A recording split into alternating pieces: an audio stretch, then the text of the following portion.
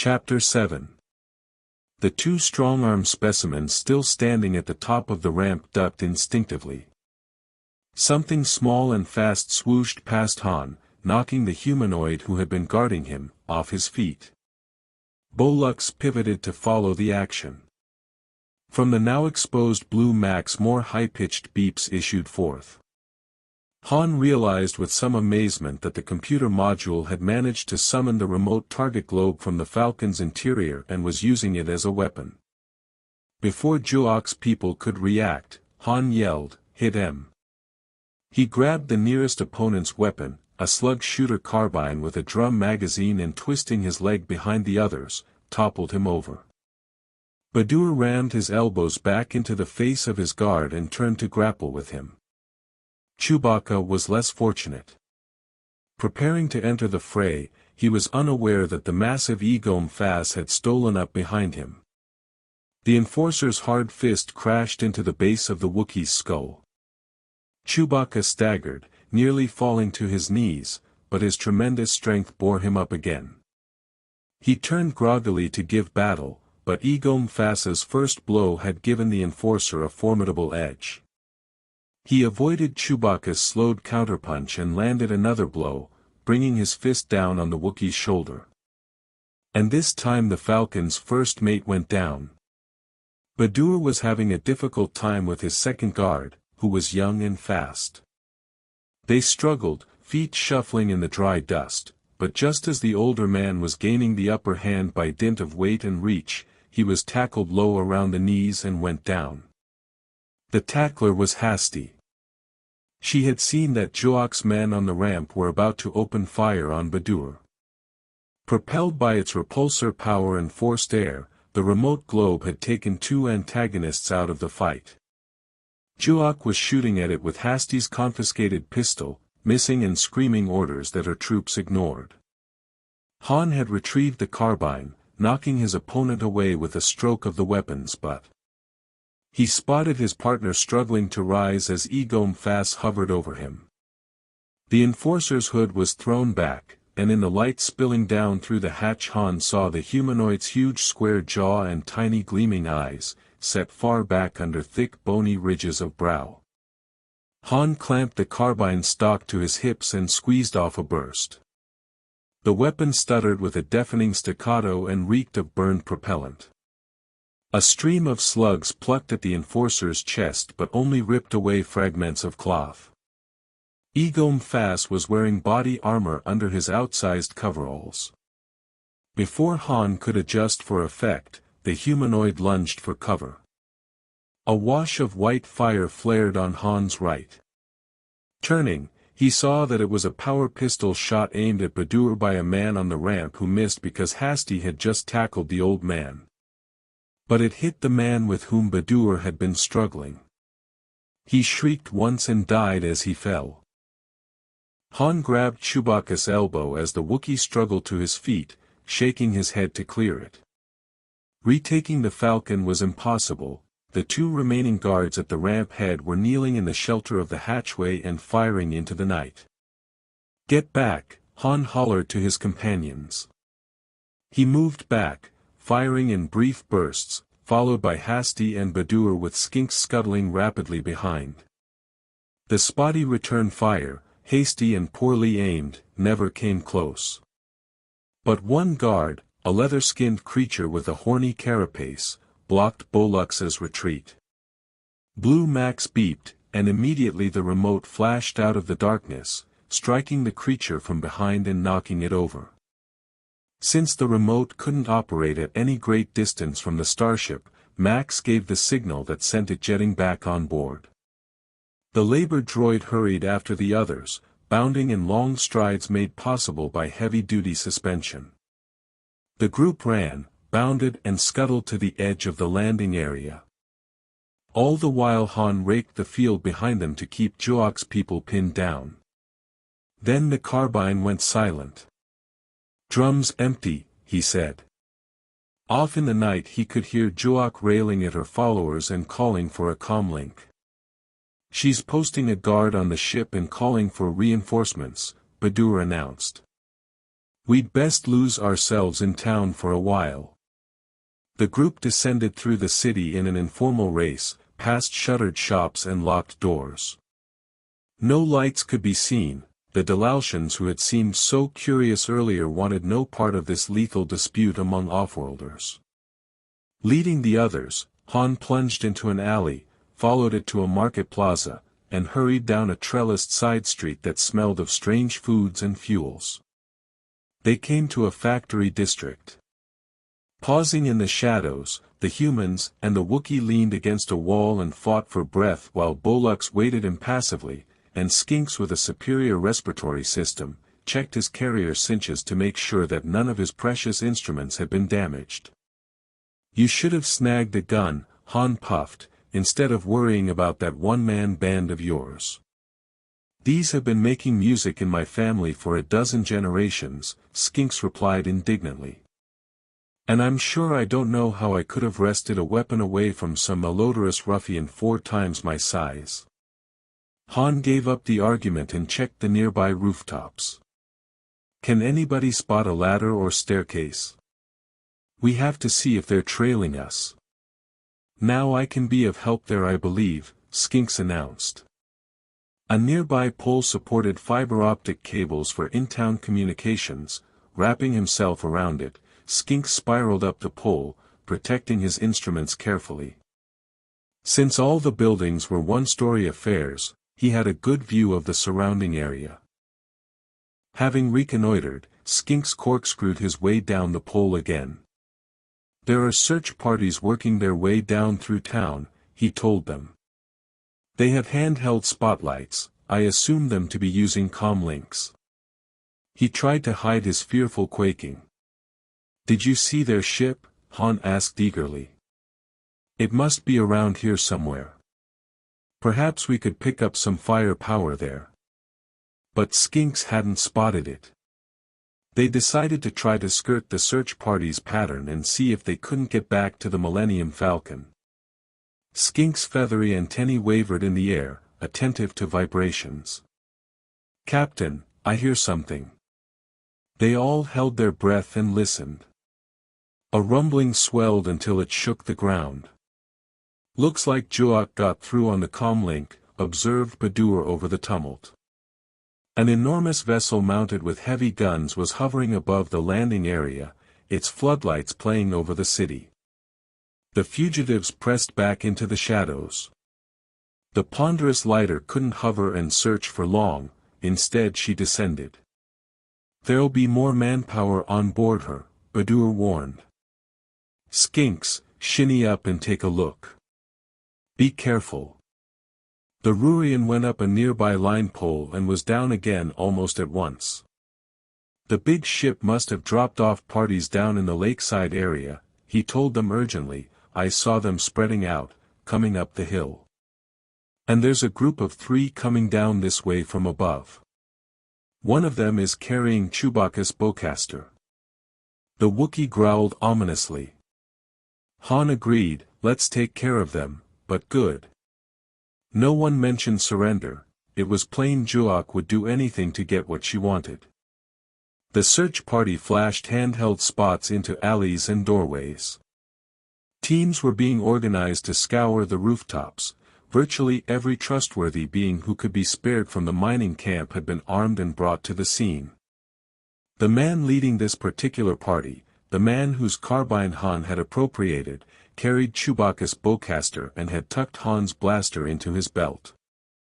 He had seen a Wookiee bowcaster used in the Hollow Thrillers and was determined to get even with the 2 by downing them with their own weapons. He was delighted therefore, to see a looming, shaggy shape step out of the darkness before him. Blocking his companions in the process, the man with the bowcaster took a stance and fired. But Chewbacca ducked at the last instant, knowing that the man's unfamiliarity with the feel and aiming characteristics of the bowcaster would cause a first-round miss. In a flash the Wookiee hurled himself forward. The man gave the bowcaster's foregrip a yank to recock it and strip another round off the magazine for a second shot. But he got nowhere. The weapon's mechanism was set for a Wookiee's brawn and length of arm. Before he could cast it aside and pull out Han's blaster, a mountain of angry brown fur descended upon him. The other two searchers fanned out to either side. One was felled immediately as Han Solo stepped out of the shadows and knocked him out with a swipe of the carbine's butt. The other was stunned by masonry brickbats flung by Hasty and Badur. Han adroitly snatched his victim's pistol and fired at the brickbat-stunned searcher. Yelling, the man clenched his calf and fell. Meanwhile Chewbacca had separated his man from the bowcaster and thrown him against a wall. The man crushed with an impressive thud and slid to the ground. "You'll live," Han decided, towing over the man he had shot and waving his recaptured blaster, "if you make some worthwhile conversation." "How many guards on my ship?" The man licked his fear-parched lips. 10, maybe 12. A few actually on board, the rest around her. "What about the ship you came in?" Hasty asked their captive. "The first one, not that big lighter." Han slightly depressed the blaster trigger. The man gasped.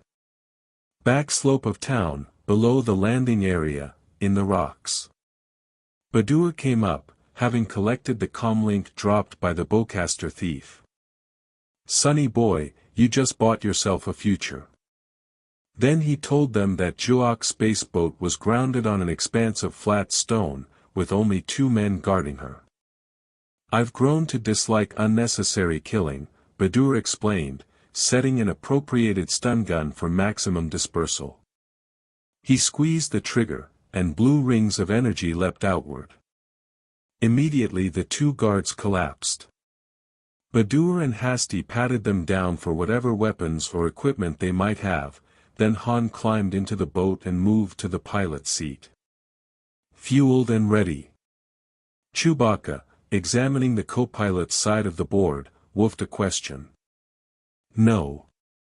We won't leave Delalt without the Falcon, we couldn't get out of the system with this baby carriage anyway," Han replied. "We'll jump out of their search locus, then work out our next move." He began throwing switches and punching instructions into the flight computer. A warning sounded and the board lit up. Chewbacca threw his head back and yowled his frustration. From the console rang Juok's voice, "Attention landing boat, attention. Why are you attempting to violate instrument lock? Guard detail, answer." "I need tools, they've got the board locked down," Han said urgently. Chewbacca dug long fingers around the edges of the utility locker's door and ripped it away. Han was busy unfastening the console's housing latches. The Wookiee grabbed some implements from the locker and handed them to Han, and soon the partners were attacking the lockdown mechanism, ignoring Juok's vehement transmissions that crackled in the background. Chewbacca howled in triumph, neutralizing one security circuit. "Got the other," Han crowed. But their elation disappeared as they heard the thunder of mass lift thrusters. "She's coming after us in the lighter," Hasty yelled from the hatchway. "How soon can we lift off?" "She's too close with those heavy cannons," Han rasped. "But at least we'll have a diversion. Get clear." The others ran for it. There was a chart readout on the console. Han slipped it into his vest and, with one foot out the hatch, inserted a series of instructions into the console. Automatic sequence cycled the hatch shut, and the boat lifted off. Han hurdled a rock and crouched in its shelter with the others, and they watched the spaceboat rise into the night sky. The lighter was already on a close interception course. It seemed to Han a good time to get as far as possible from the liftoff site. Having distracted those on the lighter, the fugitives moved off in a ragged line. Chewbacca kept rear guard and, wielding a clump of dry red shrubbery, eradicating the few prints they'd left on the rocky terrain. The spaceboat picked up speed, following Han's programming. The lighter's heavy artillery spoke, and tremendous spears of green-white energy made a brief noon in the Dalalshan night. The first salvo missed but gave the gunners their registration. The second hit dead center, several beams converging on the small boat at once. It exploded in a fireball, leaving a few scraps of burning wreckage to flutter from the sky. Capturing us wasn't such a big priority after all, Badur observed.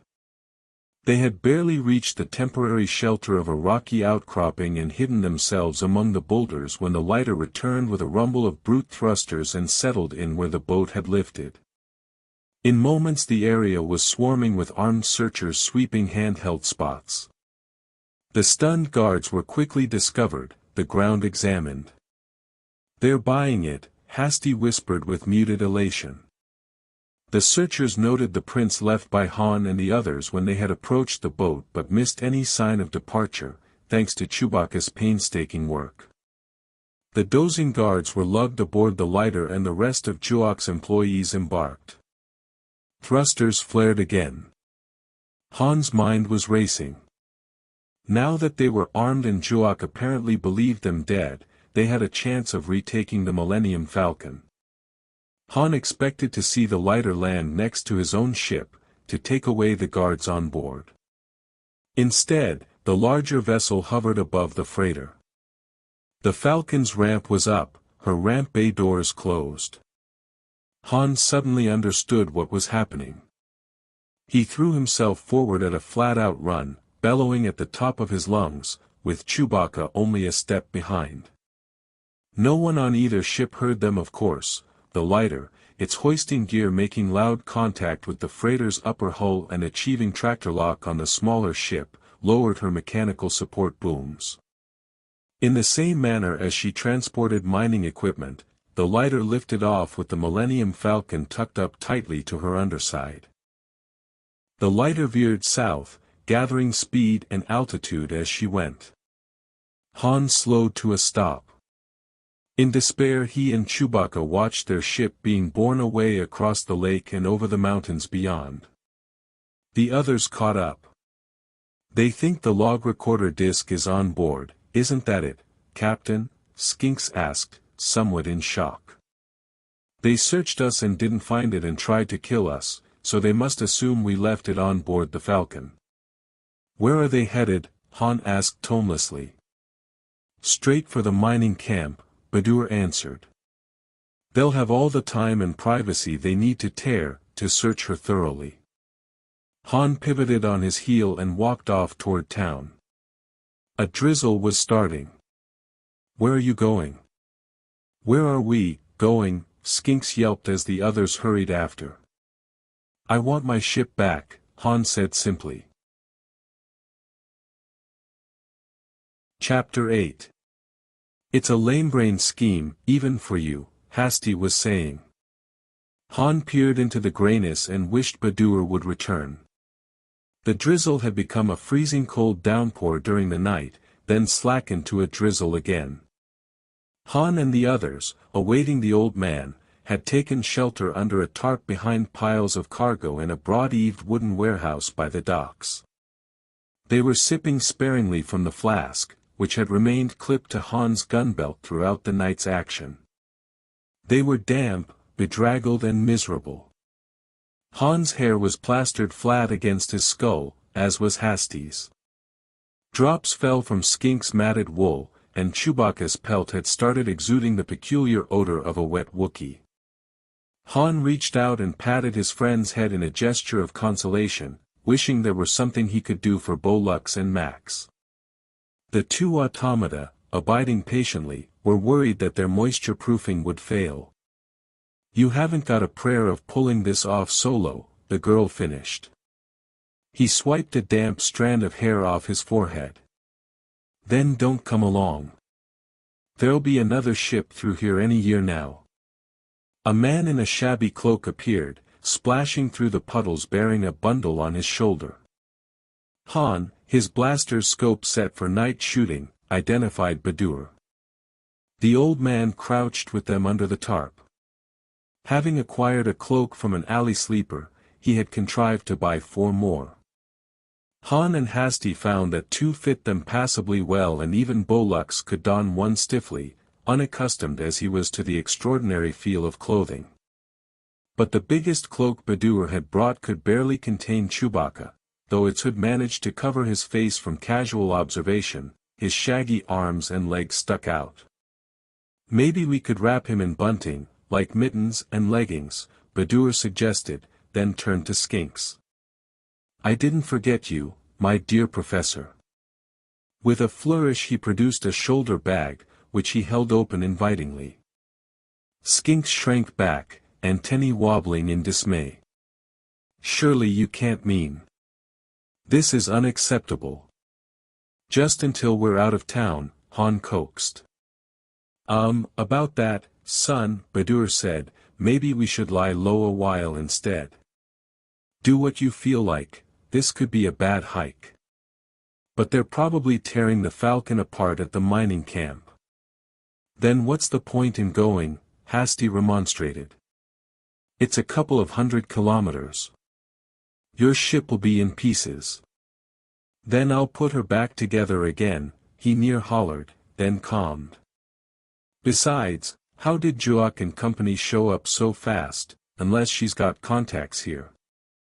We'd be sitting targets, not even to mention the average citizen's dislike of offworlders. We could end up bunking in the local slams. Badur looked resigned. Then it's the Heelanto Express for us.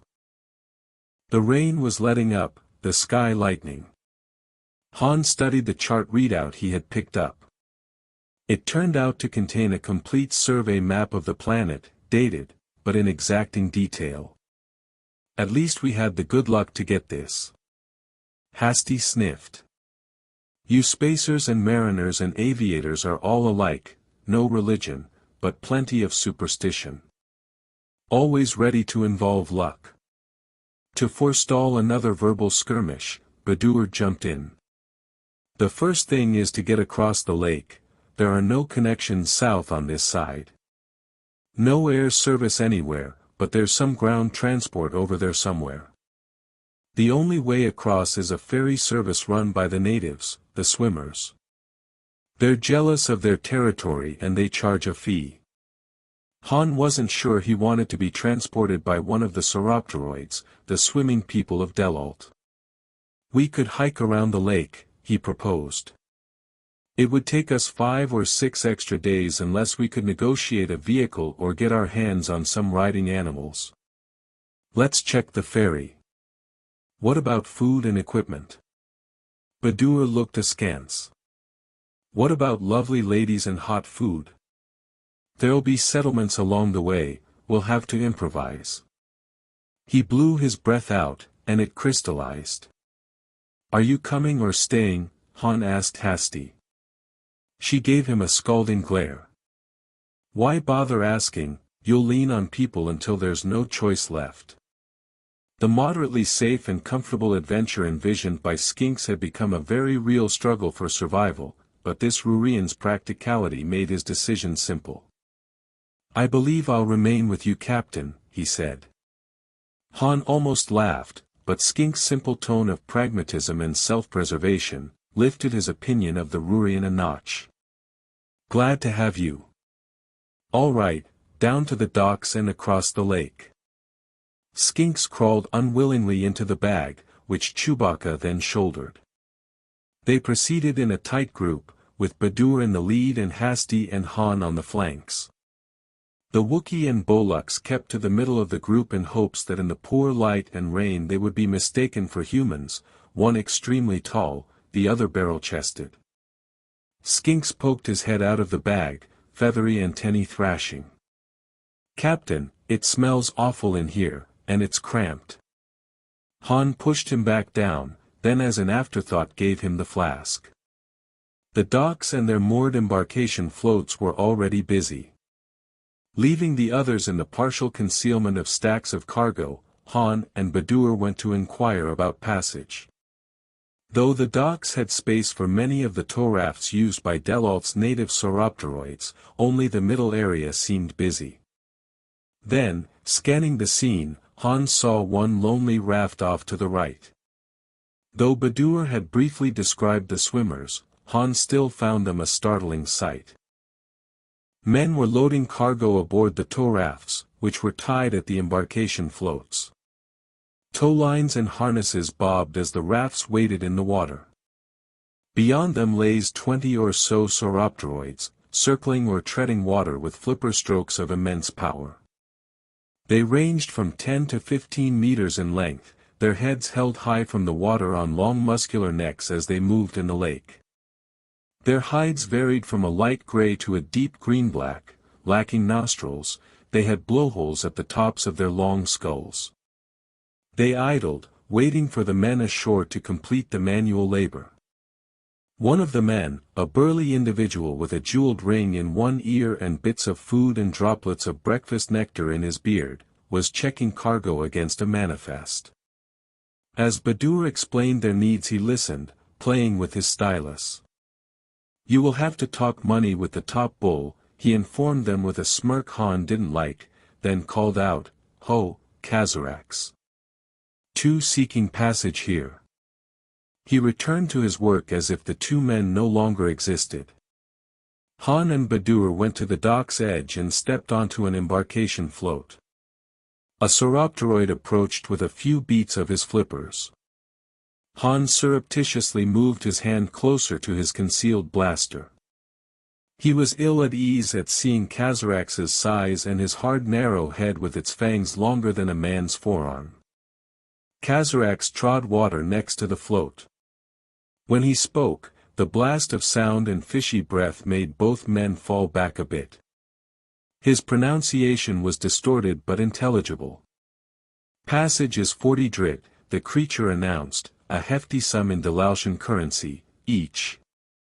"And don't bother haggling, we don't fancy that down here at the docks." Kazarax blew a spout of condensing moisture out the blowhole in his head to punctuate the statement.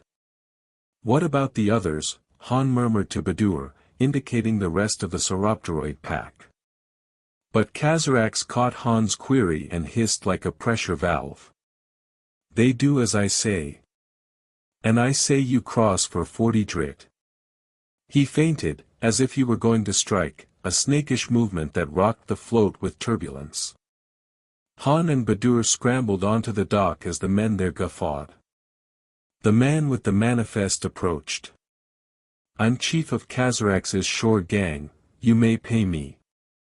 Han, red in the face, was growing more furious by the moment at this high-handed treatment. But Badur, glancing toward the lone raft they had noticed earlier, asked, "What about him?" A lone swimmer was down there, a big, battle-torn old bull, watching events silently. The shore gang chief forgot his laughter. "If you enjoy living, ignore him. Only Kazarax's pack plies this part of the lake." Still fuming, Han strode down the dock. Badur followed after a moment's indecision. The shore gang chief called, "I give you fair warning, strangers." The old bull reared up a bit as they approached. He was the size of Kazarax, his hide a near black, networked with scars. His left eye was gone, lost in a long-ago battle, and his flippers were notched and bitten. But when he opened his mouth his tremendous fangs gleamed like honed weapons. "Your new faces to the docks," he said in a whistling voice. "We want to get across the lake," Han began. "But we can't meet Kazarax's price. Once, human, I'd have towed you across as quickly as you please and carefully too, for 8 drit each." Han was about to accept when the creature cut him off. "But today I tow for free." "Why?" Han and Badur asked together. The bull made a burbling sound that they took to be a laugh, and shot a blast from his blowhole. "I, Shazin, have vowed to show Kazarax that any of the swimming people are free to work this dock, like any other. But I need passengers, and Kazarax's shore gang keeps those away." The shore gang was gathered in conference, grouped in a knot of perhaps 20, and shooting murderous looks at Han, Badur and Shazin. "Can you meet us somewhere farther down the shore?" Han asked the native Dalaltian. Shazin reared, water streaming from his black back, looking like some primitive's war god. Boarding here at the dock is the whole point. Do that and I will do the rest, nor will any of the swimming people meddle with you. It's Shazin they must deal with, that is our law, which not even Kazarax dares ignore. Badur pulled thoughtfully at his lower lip. We might go around the lake. Han shook his head. In how many days? He turned to Shazin. There are a couple more passengers. We'll be right back. If they menace you on the docks, I cannot interfere, Shazin warned. That is the law. But they won't dare use weapons unless you do, for fear the other humans, the ones who've been driven from their jobs, will have cause to intercede. Badur clapped Han's shoulder. I could stand a little cruise right now, Slick. Han gave him a wicked grin. They started back. The others were standing where they had been left. Hasty held a large cone of plasform that contained a mass of lumpy pasty dough, which she and Chewbacca were eating with their fingers. She offered some to Badur and Han. We were starving. I picked this up from a vendor. What's the plan? Badur explained as they shared the doughy stuff. It was thick and gluey but had a pleasing flavor like nutmeg. So, finished Han, no shooting unless we have to. How's Skinks? The Wookiee chortled and held open the shoulder bag. The Rurian lay in a near circle, clutching the flask. When he saw Han, his faceted red eyes, which were somewhat glazed, grew wider. Skinks hiccuped, then chirped, You old pirate. Where've you been? He flicked an antenna across Han's nose, then collapsed in chittering laughter. Oh great, said Han, he's tight as a scalp tick. Han tried to recapture the flask, but Skinks curled into a ball and was gripping it with 4 limb sets. He said he's never metabolized that much ethanol before, said Hasty, looking slightly amused. That's exactly how he said it. Keep it then, Han told Skinks. But stay down, we're going for a ride. Skinks's muffled voice came from the shoulder bag, perfect idea. They made their way back to the dock. Men from Kazarax's shore gang blocked their way to the embarkation float. Others, not of the gang, had appeared and leaned against walls of stacked cargo, carrying spring guns, firearms and makeshift weapons. Han remembered what Shazin had said, these people had been forced out of a living by Kazarax's racket. None had been willing to risk riding with Shazin, but they would see to it no weapons were used to keep Han's party from doing so. The rest of the shore gang was scattered around the docks, holding weapons of their own. As Han understood it, any shooting would trigger a general bloodbath, but anything short of that was allowable. When Han was within a few paces, the shore gang chief addressed him. That's close enough. Several of his men were whispering among themselves, seeing the size of the cloaked and hooded Chewbacca. Han moved closer, giving out a string of bland cordialities. He had the impression that the man was a good brawler and thought, victory first, questions later. The chief reached to shove him back, with a warning. I'm not telling you again, stranger. How right, agreed Han silently. He speed drew blindingly fast, and placed his gun against the chief's head. The man was shoving and warning one instant, falling the next, with a look of surprise on his face. Han had time to backhand another man and give the shore gang chief a stiff shove, such was the surprise he had generated. Then he had to duck a truncheon, and the scene erupted. One young shore gang member swung an eager 1-2 combination at Bolux, a short set-up jab and a long uppercut that would have done considerable damage to a human. But the youth's fist gonged off the droid's hard midsection and rebounded from his reinforced faceplate. As the boy cried out in agony, Hasty stepped around Bolux and brought the barrel of her gun down on his head. Another shore gangster reached for Han, who was otherwise occupied. So Badur stopped him with a forearm block and lashed out with his foot, kicking high and hard. His antagonist dropped. They had done well enough for the moment, but now the rest of the shore gangsters pressed in vengefully. Then Chewbacca joined the brawl. The Wookiee had stepped back to shuck the shoulder bag and put Skinks out of danger and to lay down his bowcaster. His hood still pulled low, he selected 2 men, shook them hard, then hurled them up and back in either direction. A swing of one long arm brushed another man back off the dock. Chewbacca kicked out in the opposite direction, connecting with a man who had lunged at Hasty. The man flew sideways, tumbled twice, and stretched out full length on the dock. 2 men tackled the Wookiee from either side. He ignored them, his legs as sturdy as columns beneath him. He struck out all around him, felling opponents with each blow. The fight raged around Chewbacca, a flock of flailing, desperate shore gangsters swarming at him. Spoiling for a fight since he had been downed by Egom Fasa's treacherous attack, the Wookiee obliged them. Bodies flew back, up, over. The Millennium Falcon's first mate restrained himself to spare needless bloodshed. His companions found themselves left out of the riot with only occasional assistance to be rendered in the form of a tap on the head, a shove, or a shouted warning. Chewbacca found time to give each of his legs a shake, and the men straining at them were flung loose. Those who remained standing made a concerted charge. The Wookiee spread his arms, scooped up all 3 of them, and dashed them against the dock. One of them, the gang chief, who had recovered from Han's blow and re-entered the fight, pulled a punch dagger from a forearm sheath. Han angled for a clear shot then, whatever the consequences. But Chewbacca caught the chief's movement.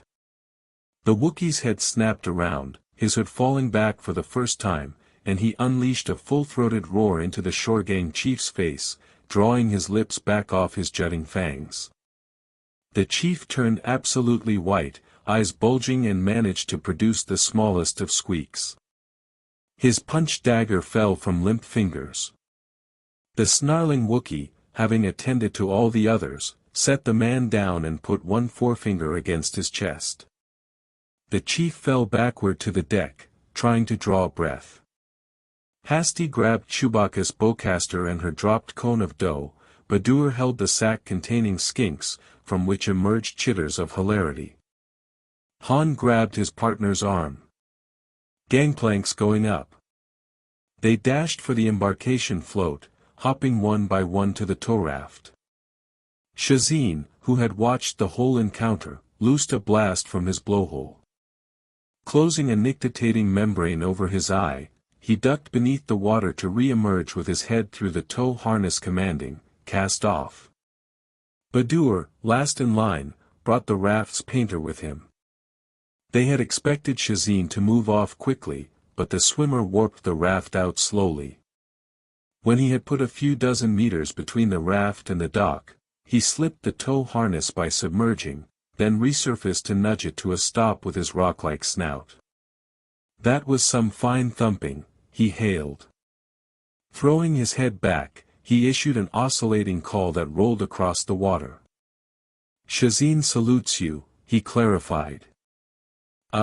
Thanks," Han replied dubiously. "What's the hold-up?" "We wait for Kazarax," Shazin answered serenely. Han's outburst was forestalled when another Sauropteroid surfaced next to Shazin, whistling and hissing with mouth and blowhole. "Use their language, woman," Shazin chided the newcomer, who was smaller and lighter of hide but nearly as battle-scarred as the big bull. "These are Shazin's friends. That pipsqueak there with the hairy face can really thump, can't he?" The female switched to standard. "Will you really oppose Kazarax?" "No one tells Shazin where he may or may not swim," replied the other creature. "Then the rest of us are behind you," she answered. "We'll keep Kazarax's followers out of it." The lake water swirled as it closed over her head. "Drop anchor," shouted Han. "Cut the power." Cancel the reservations. You never said anything about a face-off. A race, a mere formality, assured Shazin. Kazarax must pretend now that it's a right-of-way dispute, to conform with the law. If he can get passengers, Hasty broke in. Look. Kazarax was having trouble getting any of his shore gang aboard his tow raft. The clash at the dock had put doubt in them, now they were having second thoughts about being dragged into the middle of a swimmer dispute. Their chief too, hesitated. Kazarax lost his temper and thrashed himself up over his tow raft, half onto the dock. Men drew back from the enormous bulk and the steaming gaping mouth. Kazarax bent down at the chief. You'll do as I say. There's nowhere you can hide from me, even in that shelter you built under your house. If you make me, I'll dig you out like a stone shell from the lake bottom. And the whole time, you'll hear me coming. The Shu Gang chief's nerve broke. White-faced, he scurried aboard the tow raft, pulling along several unwilling followers and browbeating several others to accompany him. Mighty persuasive lad, that nephew of mine, reflected Shazin. Nephew? Hasty burst out. That's right. For years and years I whipped every challenger who came along, but I finally got tired of being top bull. I drifted north, where it's warm and the fish are fat and tasty. Kazarax has been running wild too long, partly my fault. I think shore folks put this takeover nonsense into his head though. Another victory for progress, Badur murmured. Kazarax was nudging his tow raft up even with Shazin's. Anyway, don't worry, Shazin told them. The swimming people won't attack you, so don't use your weapons on them, or you'll turn it into a death matter. That's the law. What about the other humans? Han called, but too late, Shazin had gone to confront Kazarax. The shore gang members had brought along their harpoon spring guns and a variety of dockside cutlery. The two bulls churned the water, trumpeting to one another. At length Shazin switched to human speech. Stay clear of my course. And you from mine, Kazarax retorted. They both plunged for their tow rafts, flippers beating with full force, diving for their harnesses and creating rolling swells. They re-emerged with heads through harnesses and snapped the towing hawsers taut.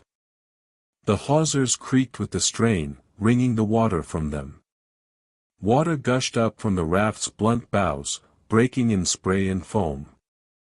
Everyone on both rafts fell to the deck, snatching frantically for a handhold. Kazarax and Shazin breasted the water neck and neck, shrilling challenges to one another. Han began to wonder whether a hike around the lake wouldn't have been a better idea after all. Why do I always think of these things too late? Chapter 9. Towing hawsers thrummed like bowstrings. The rafts moved forward with surges matching the swimmers' rhythms. Han clasped the low deck rail. The water teemed with sauropteroids, both Kazarax's cronies and Shazin's supporters, who had been kept from work by Kazarax's alliance with the shore gang. Long scaled necks cut the water, rolling backs and broad flippers showed with each dive, and the spray of swimming and blasting blowholes made it seem the rain had resumed. Chewie, shouted Hasty, who was hugging a rail stanchion, the bag. The shoulder bag containing skinks was sliding aft. Badur rolled from a sternrail corner and caught it, wrapping his legs around the stanchion. Skinks popped out of the bag, his big red eyes more glazed now than before. Taking in their situation unsteadily, the Rurian scuttled up halfway onto Badur's head, his antennae bending in the breeze, clinging resolutely with every digit he could spare, and hurled the empty jet juice flask into the air, cheering. I bet 5 drit on us. Spying Kazarax's raft, he added shrewdly, and 5 more on them. He sank back down into the bag, which Badur closed over him. The rough ride didn't trouble Han nearly as much as the fact that this was no ordinary race. The two bulls were straining, neither able to gain headway against the other. Kazarax made a bid for the lead, then another, but Shazin matched his spurts and held the pace. Han could hear their booming grunts of effort over the rush of the wind and the slapping of water against the rafts. Kazarax changed tactics, slackening his line. Shazin followed suit. The younger creature changed course in an instant, cutting across Shazin's path just behind his elder. He ducked under Shazin's towing hawsers and pulled hard. His tow raft came slashing after, hawsers brushing at angles under Shazin's. Han saw the Shorgang chief hoist a broad-bladed axe. Kazarax's men obviously intended to sever Shazin's hawsers, when the hawsers came up against Kazarax's raft bow rail. The pilot drew without thinking, a blaster bolt flickered red across the water, and the axe head jolted, sparks arcing from it, a black-edged hole burned through it. The Shorgang chief dropped it with a cry as his men ducked. Someone else grabbed the axe and swung it as both rafts and the swimmers towing them were dragged and slewed around by each other's momentum. Han's aim was spoiled and the axe head descended. Perhaps it was an off-world product with an enhanced edge. In any case the axe parted a hawser with one blow and bit into the bow rail. Shazin's raft swung, coming nearly side-on, with the unbalanced pull of the remaining hawser.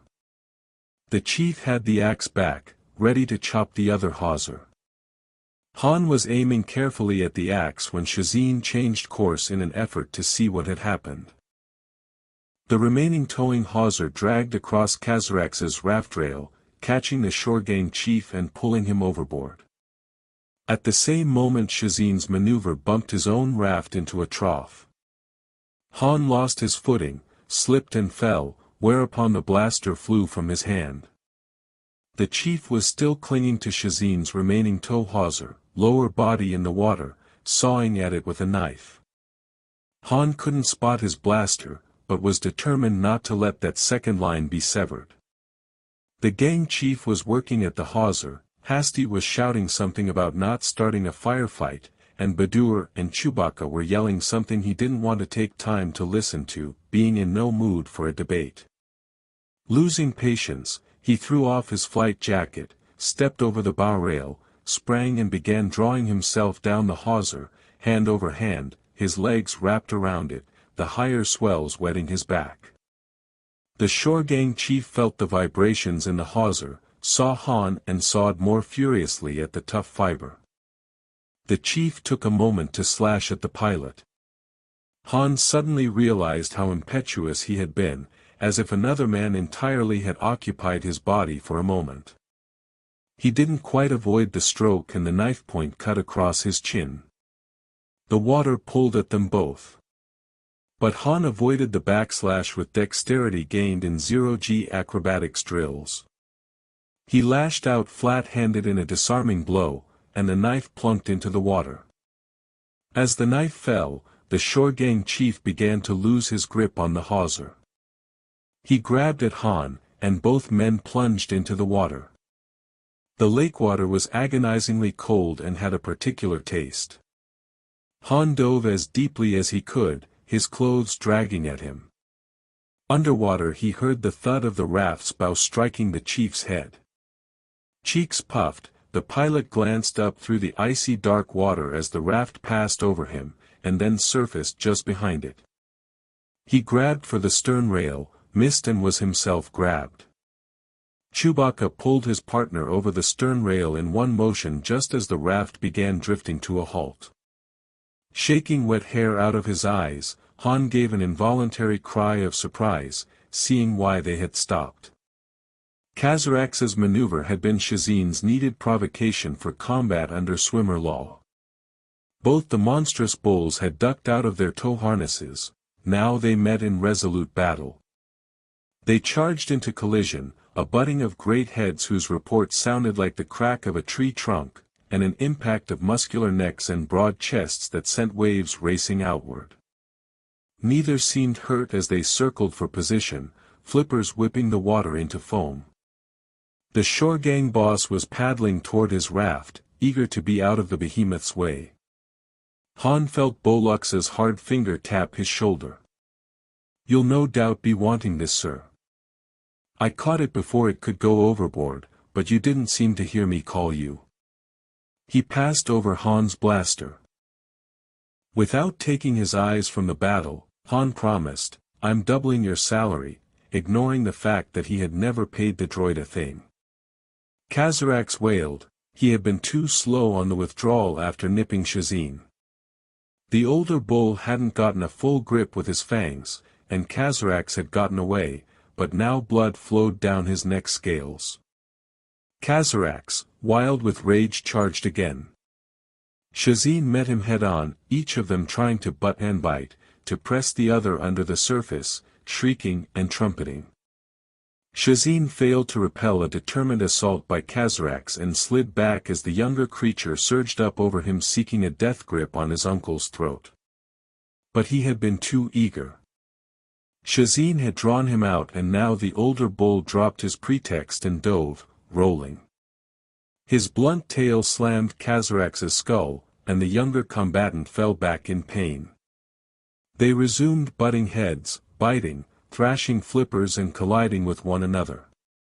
"Hang on," warned Hasty, the only one who had thought to watch for other danger. The raft shuddered and timbers splintered as the bow was tipped into the air. It was one of Kazarax's followers, a very young bull from the looks of him. He had closed crushing jaws on the raft's stern, shaking it, spouting wrathful blasts from his blowhole.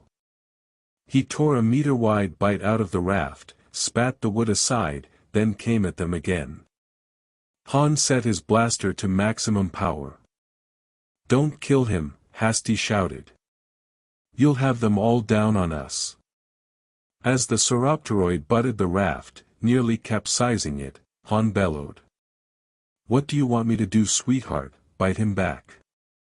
"Leave it to them," she answered, pointing. She meant the other swimmers, who were closing in. Kazarax's overeager follower had ignited a general fray.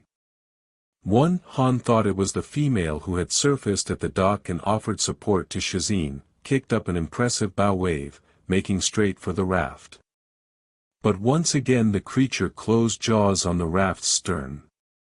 The trick's to keep on breathing till help arrives, Han told himself.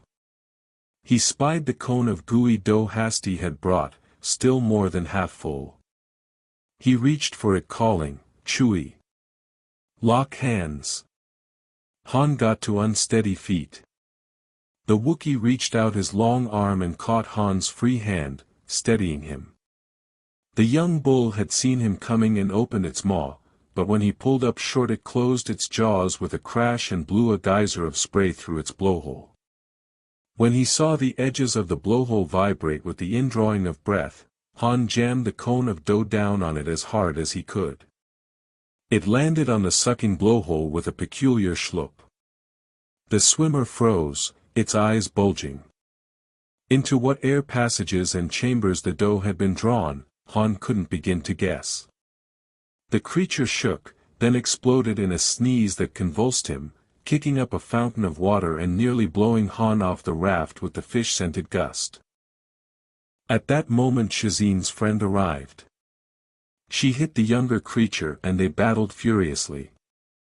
All around, pairs of the creatures rolled, ducked, bit and butted in pitched combat. Scaled hides took tremendous punishment and the sound threatened to deafen the humans. The turbulence promised to capsize the raft. Han kept his attention riveted on Shazin and Kazarax, thinking, if that old bull loses, it'll be a wet stroll home. And the fish are biting today. Both bulls were torn and injured, chunks missing from each one's hide and flippers. The older one moved slowly, worn down by his nephew's youthful endurance. They ran together for another fierce exchange. Surprisingly, Kazarax went under. Shazin sought to follow up his advantage but failed to keep track of his antagonist and circled aimlessly. The air was so full of pealing battle cries that Shazin took no notice of his passengers' warnings. Kazarax had slyly and quietly surfaced behind his uncle and to his left, in the blind spot resulting from his missing eye. The younger swimmer lunged with jaws gaping for a lethal grip at the base of his uncle's skull. But Shazin moved with abrupt speed, coming around and bringing his head up sharply, tagging Kazarax's chin with the boniest part of his foreskull. The crack echoed from the opposite lakeshore. Dazed by the terrible blow, Kazarax barely had time to wobble before Shazin had his throat tightly between black jaws. "That old con artist," Badur whooped. Chewbacca and Hasty hugged, and Han leaned on the rail laughing. Shazin was shaking his nephew's head mercilessly, side to side and forward and back, but refraining from the death bite. At last Kazarax, head bent back at a painful angle, no fight left in him, began a pitiful croaking. All around him, combat ceased at the sounds of ritualistic surrender. When all the others had separated, Kazarax was released and allowed to tread water meekly while his uncle stormed at him in the sibilant language of their kind. With a final, piercing rebuke, Shazin sent his nephew off with a hard butt of his head. Kazarax submitted, then stroked slowly away to haul his tow raft back the way he had come. His followers trailed him in disarray, convoyed by Shazin's victorious supporters. Shazin moved to his own raft, feeling the pain he hadn't allowed himself to show his enemies. Bleeding from fearsome wounds, his scarred, one-eyed head battered and torn, he asked, "Now then, where were we?" "I was in the drink," Han reminded him. "You were hauling the raft around to take out the shore gang boss. Got him right in the bulb too. Thanks." The old bull made a gurgling sound resembling a chuckle. "An accident, Pee-wee, didn't I tell you it's unlawful to meddle in a human squabble?" He gurgled again, bringing his wide chest against the raft's stern and shoving toward the opposite shore. "What about your nephew?" Hasty wanted to know. "Oh, he's through trying to make the lake his own pond. Fool idea would have gotten him killed sooner or later anyway, and he's too valuable to waste. I'll need a deputy soon, haven't got many more scraps like that one left in me. These youngsters always think they're clever, going for my blind side." "I still wouldn't trust him," Han warned. "You don't trust anybody," Hasty chided. "And you don't see me getting my flipper bit, do you?" he retorted smugly. "Oh, Kazarax will be all right," Shazin said. "He just thought he wanted us to fear him. He'll like it better once we respect him, all but the worst ones come around, given the chance." The far shore had come up quickly. Shazin propelled them toward it with a few more hard strokes, then flipped over and shoved them on with a sweep of his rear flippers. The raft nosed onto the strand, lifted on the crest. Han stepped onto the damp sand. The others followed him. Badur had a rather sick skink slung over one shoulder. The female who had saved Shazin's passengers surfaced next to him, obviously concerned. But her eye fell on Hasty, whose cowl had fallen back to display her red hair. "You had a rougher ride this time, human," the swimmer observed. Hasty registered confusion. "Wasn't that you?" the swimmer female asked, back before Kazarax took over. "Sorry, the hair and, what do you call them, the clothes, are just the same." Hasty whispered, "Lanny. These are her clothes." Badur asked the female what this passenger had done. "Just came across and asked people questions about those mountains there, waved a little machine in the air, then went back," she replied. Han, pouring water from his boot, looked up at the mountains rearing to the south. "What's up there?" "Nothing," answered Shazin. "Humans don't usually go up there. Fewer come back. They say it's just desolation up there." He was studying Chewbacca, who had doffed the hated cloak, Bolux's gleaming form, and the now reviving skinks. "I'd heard that," agreed Badur. "The mining camp lies on the far side of the mountains, Han, but I'd reckoned we'd go around. Why should Lanny have been interested in them, I wonder?" Han stood up. "Let's find out." Chapter 10. The terrain lifted away from the lakeshore in a series of rolling hills carpeted with soft blue moss that cushioned their steps. Han was gratified to see the moss spring back when they had passed, thereby obliterating the group's prints. Supplies were no problem. The workers on this side of the lake, all members of Kazarax's shore gang, had departed in haste, on seeing their leader defeated, fearing the blood vengeance of the non-gang members. Calculating a 10 to 12 day march through the mountains, the party had carefully picked through the abandoned storage buildings for provisions and equipment. They had filled their packs with jars of lake crustaceans marinated in syrup, plastic cartons of the doughy stuff Hasty had first sampled, tubes of pickled vegetable slices, bags of meal, smoked fish, cured meat, and some hard purple sausages. Even though they carried capacious water bladders, they were relying on finding more water in the mountains. According to the survey map, there were abundant runoffs and fresh spring water throughout the area. Those who wore clothing had gathered cold weather gear. Han had pulled off his wet clothes, settling for a Delaltian outfit until he could dry his own, and contrived a bandage for the knife cut. Practicality had made Hasty exchange her robes and gown for an outfit suitable for an adolescent boy. They had also found thick, insulated bedrolls. There were no riding animals or power vehicles to be found. But Han didn't mind, trusting unfamiliar beasts no more than he did the aged and breakdown-prone Delaltian machinery. Bolux, who could bear a heavy pack and yet consumed no water or food, found that his popularity had increased. They felt lucky to have him along, knowing none of the local domesticated animals or ground vehicles were suited to the mountain terrain, and aircraft were few and far between on Delalt.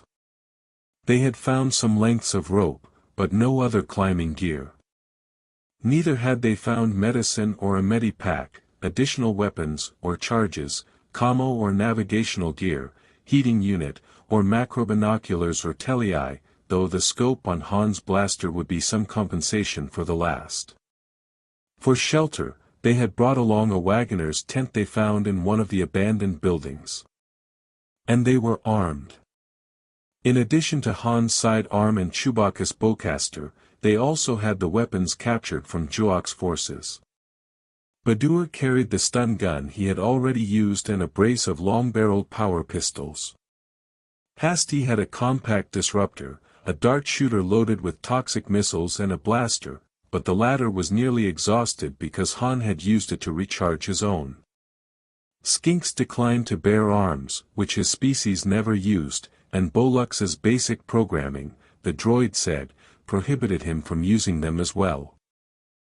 Ascending the foothills, they kept the ridge lines between themselves and the region behind, though Han doubted anyone was taking time to try to spot them. The collapse of Kazarax's racket was probably occupying everyone's attention. Gusting winds tore across the open hills, pressing at the resilient moss and stirring the traveler's hair, clothing and fur. The country was stark and vacant. Lacking a second comlink, they decided not to put out a point walker, but rather to rely on the wide field of surveillance they could maintain. Chewbacca took the lead, treading the blue moss lightly for all his size, testing the air with black nostrils flaring. His blue eyes moved constantly, his hunter's senses keenly attuned. A dozen paces behind trudged Bolux. The labor droid had opened his chest plastron a crack at the computer's demand, and Max was taking in the view. Next came Badur and Hasty side by side. Skinks followed after, carrying only his musical instruments because none of the packs fit him and he couldn't have borne much weight anyway. Undulating along, he kept pace without difficulty. Han brought up the rear, frequently casting glances behind, making minute adjustments in the balance and shoulder strap padding of the makeshift pack he had thrown together. He lined up prominent terrain features and did his best to keep track of their direction and course, since that was the only way they would have of orienting themselves to the surveying map. From time to time he thought about the treasure, but the open countryside and the brisk wind made him happier than he would have admitted. In a way, they reminded him of the freedom of space travel. The group moved on throughout the morning with deliberate speed, Han stopping frequently to scan his blaster's scope for some sign of pursuit. But as Delolt's blue-white primary climbed the sky and none appeared, they slowed a bit, saving strength for the long journey. Skinks dropped back to talk to Han. The Rurian had a rapid metabolism and so had recovered from his bout with the flask. Han, who had been walking backward for a few paces while he checked the rear, pivoted around in step. It occurred to him that Skinks must be thoroughly disillusioned with human-style adventuring. "Hey Skinks, break out that hip pocket orchestra of yours. We're out in the open anyway, like a bug on a canopy. A little music won't make things any chancier." The Rurian complied eagerly. Using his lowermost 4 sets of limbs for locomotion without decreasing speed, he took up the tympanic pulsars, bellows horn and flute. He began a human tempo marching tune, one for marching overland rather than for a parade. The small pulsars held a catchy beat, the bellows horn tootled, and the flute skirled. Han resisted the quickened pace, but enjoyed the music. Badur squared his shoulders and fell into energetic stride, sucking in his overhanging stomach and humming with the music. Hasty smiled at Skinks and strode along more quickly. Chewbacca tried to stay in step, although Wookiees don't generally take to regimentation. The process was awkward for him. He achieved a kind of animated swagger, though not even remotely in time. Bolux, however, fell right into step, mechanical legs pumping precisely, arms swinging, chin held high. They trod blue moss. Cold wind made the landscape seem barren and free. In this manner they proceeded over the hill.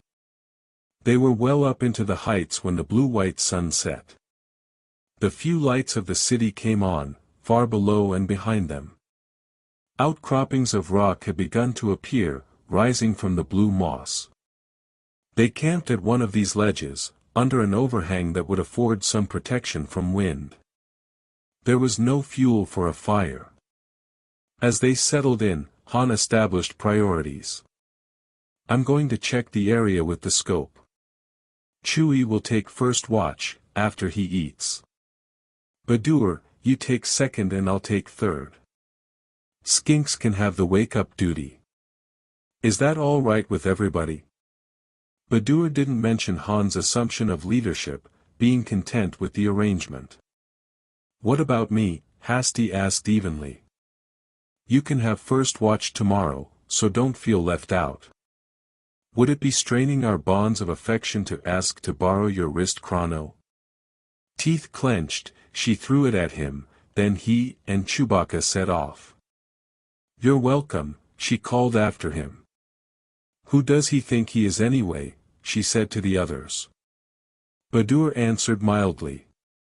"Slick. He's used to taking charge. He wasn't always a smuggler and a freighter bum. Didn't you notice the red piping on the seams of his shipboard trousers? They don't give away the Corellian bloodstripe for perfect attendance." She considered that for a moment. "Well, how did he get it? And why do you call him Slick?"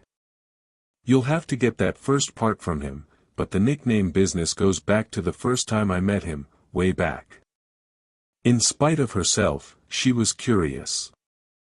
Skinks was also listening with interest, as were Bolux and Blue Max. The two automata decided to hear Badur out before shutting down for the night. Their photoreceptors glowed in the dusk. It was becoming colder fast, and the humans pulled their cloaks tighter, Badur closing his flight jacket.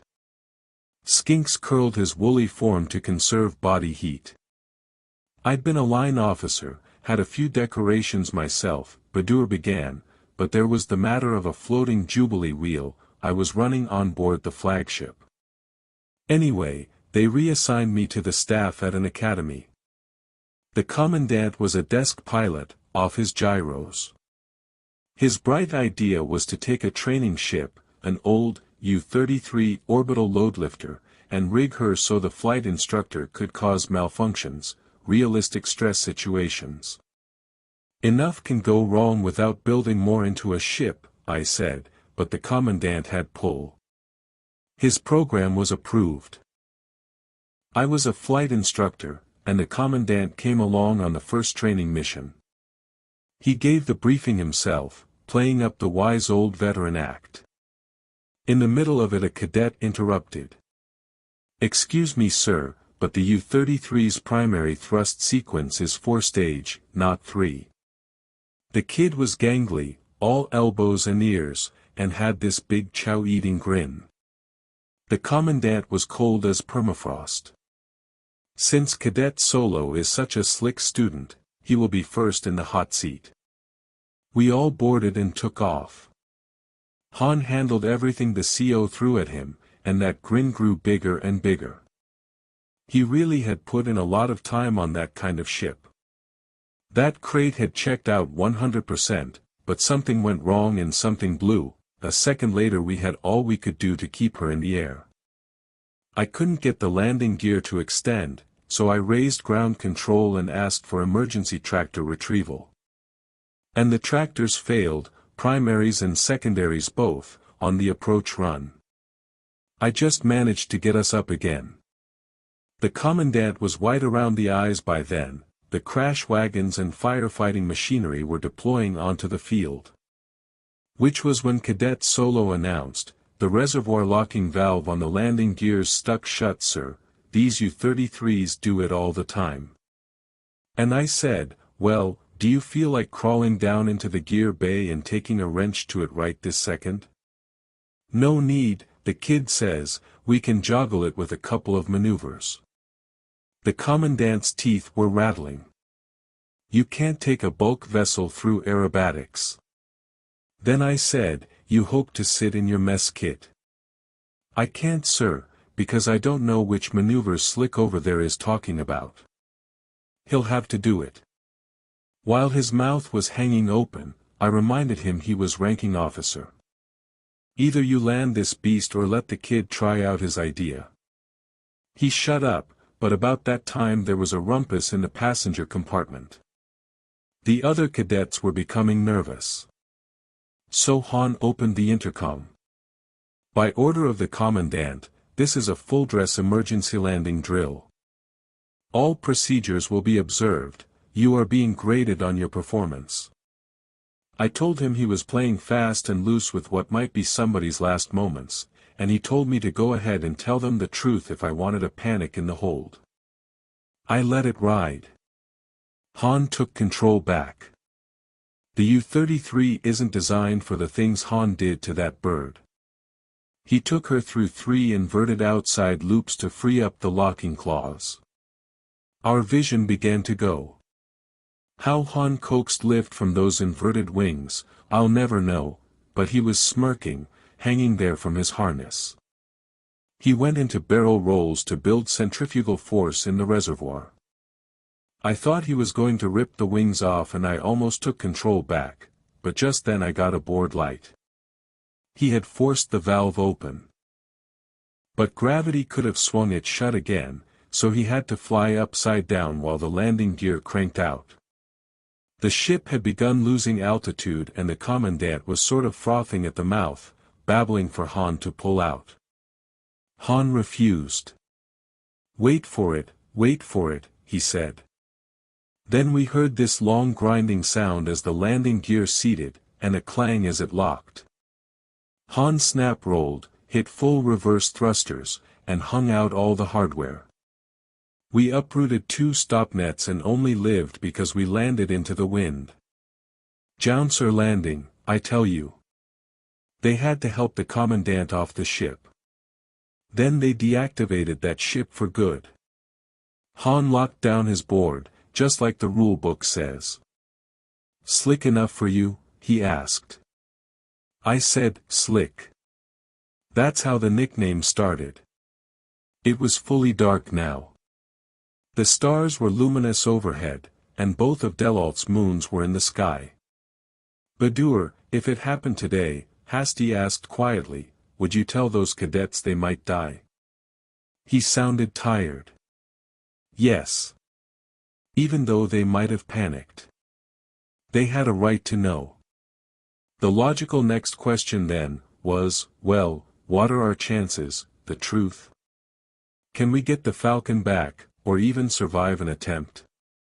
Skinks, and the automata too, hung on his reply. Badur remained silent. Through his mind passed the options, lying, telling the truth, or simply rolling over and going to sleep. But when he opened his mouth to answer, he was interrupted. Depends on what we run up against, Han Solo said from the darkness, having returned so quietly that they hadn't heard him. If camp security's loose, we could get away without losses. If it's tight, we have to tackle them somehow, maybe draw them out. Anyway, it means risk. We'd probably have casualties and some of us might not make it. Some. Admit it, Solo, you're so concerned with getting that ship of yours back that you're ignoring facts. Juox got more hired killers than Juox got portside brawlers and some small-time muscle, Han corrected Hasty. If they were quality, they wouldn't be working for a 2-credit outfit like hers. Handing some clod a gun doesn't make him a gunman. He stepped closer and she could see his silhouette against the stars. They have the numbers, but the only real gunman within light years is standing right in front of you. The craft was trim, sleek, luxuriously customized, a scout ship off the military inventory. Her approach and landing were exacting, and she set down precisely where the Millennium Falcon had landed several days earlier. Her lone occupant emerged. The man was limber, graceful, though his movements were at times abrupt. Although he was tall and lean, his form seemed compact. His clothes were expensive and impeccable, of the finest materials, but somber, gray trousers and a high-collared white shirt with a short gray jacket over it. A long white scarf, knotted at his throat, fell in soft folds, and his black shoes shone. He wore his graying hair cropped short, but his mustachios were long, their ends gathered and weighted with 2 tiny golden beads giving him a subtly roguish look. Townspeople appeared and clustered around him, just as they had greeted the Falcon's passengers. But something in this stranger's blue unblinking eyes, something penetrating and without mercy, made them wary. He soon obtained from them the story of the Falcon's arrival and removal by the mining camp ship. They showed him the spot where the space boat had been destroyed by the lighter. Even scavengers had avoided the bits of wreckage, fearing radiation residues. The stranger told the townspeople to disperse, and seeing the look in his eyes they obeyed. He carefully removed his jacket and hung it inside his ship. Around his waist an intricately tooled black gun belt held a blaster high on his right hip. He brought certain sensitive instruments from his ship, some on a carrying harness, others attached to a long probe, and still others set in a very sophisticated remote globe. Loosening his scarf, he made a patient examination of the area, working in a careful pattern. An hour later he returned the equipment to his ship and rubbed the dust from his gleaming shoes with a rag. He was satisfied that no one had died when Juok's spaceboat had been destroyed. He reknotted his scarf while he considered the situation. Eventually, Delandro drew on his jacket and locked up his ship, then made his way into the city. He soon heard rumors of bizarre goings-on down at the lake and battles among the natives. He couldn't verify much about the outside humans involved though, the only close-range witnesses, the shore gang of the Sauropteroid Kazarax, had gone into hiding. Still, he was willing to credit the story. It was in keeping with Han Solo's wildly unpredictable luck. No, Galandro corrected himself. Luck was what Han Solo would have called it. He, Galandro, had long ago rejected mysticism and superstition. It made it that much more frustrating to see how events seemed to conspire to impel Solo along. Galandro intended to prove that Solo was no more than he appeared to be, a small-time smuggler of no great consequence. That the gunman had doubtless given the matter far more thought than Solo himself was a source of ironic amusement to him. Using the vast resources of his employer, the corporate sector authority, he had tracked Solo and the Wookiee this far and would, with only a little more patience, complete the hunt. Chapter 11. There's something wrong, Han said, peering intently through his blaster's scope in the morning light. I'm not sure, but here, you look, Badur. It just looks like a landing field to me, Hasty commented. Just because it's big and flat and has ships parked on it, Han asked sarcastically. Don't jump to any conclusions, after all, we may have stumbled onto the only used aircraft lot in these mountains.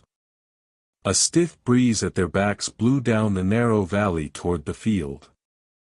It had been snowing heavily in the region, a snowfield sloped sharply downward toward the lowlands. It's not on any map I ever saw, declared Badur, squinting through the scope. Doesn't mean a thing, Han replied. The Taiyan Hegemony Survey updating program is running something like 180 years behind schedule and getting worse. And these mountains are full of turbulence and storm activity. A survey flyover ship could have missed that place altogether. Even an alpha team or a full beta mission might not have caught it. Thinking it over, Han rubbed his jaw, feeling his growth of beard. He, like the others, was drawn and haggard from the march and had lost a good deal of weight. The knife cut across his chin was healing well enough in the absence of a medipack. Badur's right, Hasty said, holding the survey map reader up close to her face. There's nothing on her at all. And what's it doing out here anyway? Look, they had to have carved away half that cliff to build it. Han was concentrating on the field with his remarkably acute vision. Their guidance lights and warning beacons were dark, understandable at a hidden base, but they seemed to be of a very outdated design. He could make out several craft that appeared to be about the size of spaceboats, and 5 larger ones. It was difficult to see any details because their tails and afterburners were pointed in his direction. Then he knew what was bothering him. Badur, they've got those ships parked and tied down with their rear ends into the wind. Since the craft on the field followed common aerodynamic design principles, the sensible way to position them would have been with their noses into the prevailing air currents. Badur lowered the scope and handed back Han's blaster. The wind's been steady, at least since last night. Either they don't care what kind of knocking around their ships will take if a storm kicks up, or the place is deserted. We haven't seen a soul down there, Hasty said. Han turned to Bolux. Are you still getting those signals? Yes, Captain. They originate from that antenna mast down there by the field, I would say. They're very weak. I only picked them up because the summit we climbed was close on a direct line of sight. Han and Bolux had ascended that summit, a laborious session of trudging and scrambling and occasionally climbing, because of a suspicion of Han's. In the mining camp, Hasty and Badur had heard rumors that Juak and her partners were increasing camp security. Adding to that an apparent interest in the mountains on the part of Lanny, Hasty's late sister, Han thought it possible the mountains were seeded with anti-personnel sensors that were somehow tied in with the treasure. On the chance that, if there were sensors, they would be active rather than passive and therefore detectable, Han had taken the futilely protesting labor droid up to see if, now that they were approaching the lowlands, they could detect any signals. Using his built-in command signal receiver, Bolux had tried all the standard calibrations and, when those yielded nothing, sampled others. Finally he had picked up a signal of a long outmoded sort, and Han had taken a rough fix on it. The signal had led the group to this narrow valley, and the morning revealed what was apparently a landing field bracketed in stone. They had been marching through the mountains for days, songs and high spirits had given way to sore feet, overworked servomotors, aching muscles and shoulders chafed by pack straps. The visit to the spa at the University of Rudrig seemed to Han like a dream of another life. According to the map, they were very nearly through the mountains. That map had turned out to be their most important piece of equipment, allowing them to choose the easiest course. Nonetheless, they had hit a number of places where they had had to climb, where skinks suddenly became a major asset. The Rurian could scale or descend sheer rock faces, carrying one end of a climbing rope with him. Without skinks, Han knew they would still be somewhere far back in the mountains. As it was, their food was running low. Fortunately they had managed to find water on their route. But even after they left the mountains they would still have to cross an expanse of open plains before reaching the mining site. A common thought was running through the group's respective biological and synthetic synapses: acquisition of a ship, even an atmospheric craft, would mark an end to their walking days. In addition, the field might offer supplies as well as transportation. Could this be what Lanny was curious about? Badur wondered aloud. We'll see, Han decided. They had concealed themselves behind some rocks within a kilometer of the field. Chewie and I'll go in first. If we give the all-clear sign, come on down. He demonstrated a broad waving motion left to right. But if we don't signal you within a half hour, or we give you any other kind of signal, get yourselves out of here. Write us off and try to reach the mining site, or double back to the city if that's what seems best. Han and the Wookiee started shedding their extra gear. I'm not so sure we shouldn't have stayed in the city, said Hasty. Han tried to reassure her.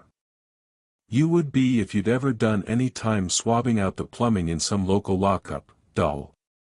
You ready, Chewie? He was. They moved out, taking turns advancing from cover to cover. Each awaited the other's hand motion before moving. They had done this sort of thing together before. They observed no sentries, patrols, watchtowers or surveillance equipment as they approached, but they felt no less uneasy. When at last they reached the edge of the field, they held a brief but heated debate conducted entirely in hand signals, over who would be first to step into the open. Each insisted that he should be the one. Han cut the dispute short, just before it devolved into an exchange of angry gestures, by rising and stepping out from the cover of the boulder. Chewbacca, eyes roving the scene, bowcaster raised and ready, immediately shifted to a position from which he could give supporting fire. Han slowly moved across the open area, blaster out, nerves taut. No shot or outcry came, and no alarm. The field was a simple expanse of flat ground, partly smooth soil and partly rock, that from the looks of it, had been leveled a long time ago. Han wondered why somebody hadn't done a complete job and paved it over with formex or some other surfacing material. He saw no buildings of any kind, only the primitive antenna mast, ground beacons, ground control light clusters and area illumination banks. He skirted the edge of the field, darting in among the rocks without warning to make sure no one was waiting in ambush. He re-emerged and continued working his way toward the parked ships. When he was satisfied that nobody had a gun turret or missile tube pointed at him from one of the craft, he approached them. And when he had come close enough to make out detail, he had difficulty speaking for a second. What the flaming, hey Chewie. Get over here. The Wookiee was out in the open instantly, racing toward him, bowcaster held high. His charge slowed to a distracted lope, then immobility as he saw what Han was talking about. He gave a bemused, lowing sound. That's right, Han agreed, slamming the side of one of the ships with his fist. It gave, leaving a deep indentation. They're phonies. Chewbacca came up slowly, shouldering his weapon, and took a firm grasp on the hatch of the next ship in line. He tore it off easily. It was merely a mock-up constructed of treated extrusion sheeting and light structural alloys. He cast the hatch aside with a brave Wookiee imprecation and leaned into the open hatchway. Light came through the clear pane used to simulate the cockpit windshield. The dummy ship, ribbed by support members, was gloomy, stale-smelling and empty. Han, examining the ships and the general layout of the field, was stumped. Nonetheless, he kept his pistol in his hand. The mock-ups were crude but had been made with obvious attention to details of landing gear, fuselage, propulsor and control surfaces. They were copied, at least he presumed them to have been copied, from models he didn't recognize and secured in place with lines of some artificial fiber. His first thought was that this was a decoy base, part of some military campaign or defense system. But there had been no organized conflict on Delalt, or for that matter, in this sector of space for years and years. Furthermore, this fake landing field must demand a certain amount of upkeep to be in the shape it was. A trick of Juok's? No logic sustained that. Chewbacca was more instinctive. In his mind the place conjured images of some malign force using the field as a sort of trap, like those of the webweavers on the lower tree levels of his home planet. Nervously glancing around, eager to be away, he set one paw against Han's shoulder to get him moving. The pilot shrugged off the paw. "Take it easy, will you? This place might still have some stuff we can use. Take a quick look around while I check out that antenna mast." The Wookiee shambled off unenthusiastically. He made a rapid, thorough sweep of the area, discovering no watchers, no tracks, nor any fresh scents. When Chewbacca returned, Han straightened from his examination of the instrument pods at the mast. "It runs off some kind of sealed power plant, a little one. It might have started broadcasting yesterday or been going for years and years. I gave the others the signal to come ahead." Chewbacca whined unhappily, wanting only to depart from this place. Han was losing patience. "Chewie, I'm getting tired of this. There's receiver gear here that we can use to check for sensors and get a bearing on Juok's mining camp. This thing's been beaming for a whole day at least. If anybody in this miserable solar system were coming, they'd be here by now." That made the entire installation much more of a curiosity, he had to admit, but he didn't mention it, not wanting to make his towering sidekick any more nervous than he already was. Badur, Hasty, Skinks and Bolux soon appeared, and when they had looked over the bogus landing field, voiced surprise and mystification. "This isn't any part of Juok's operation, I'm sure," Hasty said. Badur didn't add anything, but his expression conveyed discomfort. Skinks's antennae were waving a little erratically, but Han chalked that up to the Rurian's timidity. "All right," the pilot said briskly. "If we work fast, we'll be out of here inside of an hour. Bolux, I want to patch you and Max in on some of the equipment. One of Max's adapter arms ought to fit. The rest of you fan out and keep your eyes open. Hey Skinks, you feeling okay?" The little Rurian's antennae were waving even more pronouncedly now. His head wobbled for a moment, then he shook himself. "Yes, I felt strange for a second, Captain. Strain of the journey, I should imagine. Well, hang in there, old fellow. You'll make it." Han started off with the labor droid while the others began spreading out. Then he heard a panicked squeak and whirled to see Skinks collapse in a multi-legged heap, antennae vibrating. "Stay away from him," Han shouted. Hasty fairly jumped back. "What's happened to him?" I don't know, but it's not going to happen to us. They had too few facts to decide with any accuracy what was wrong with him. It could be a disease, or something natural to his peculiar physiology, perhaps even a part of the Rurian life cycle. But Han wasn't going to risk having any other living members of the party contaminated. Bo Lux, pick him up, we're pulling out of here. Everybody else cover.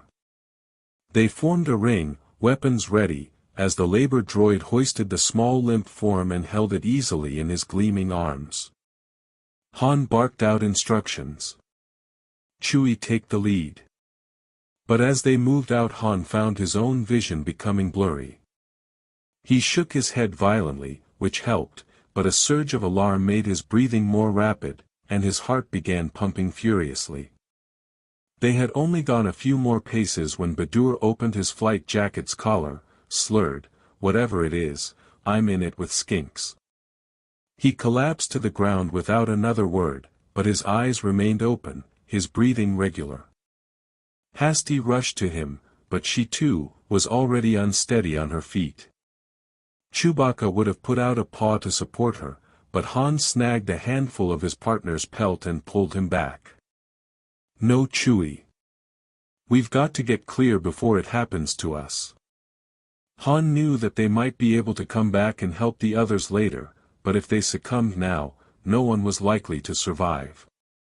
Without warning, Han's legs gave way.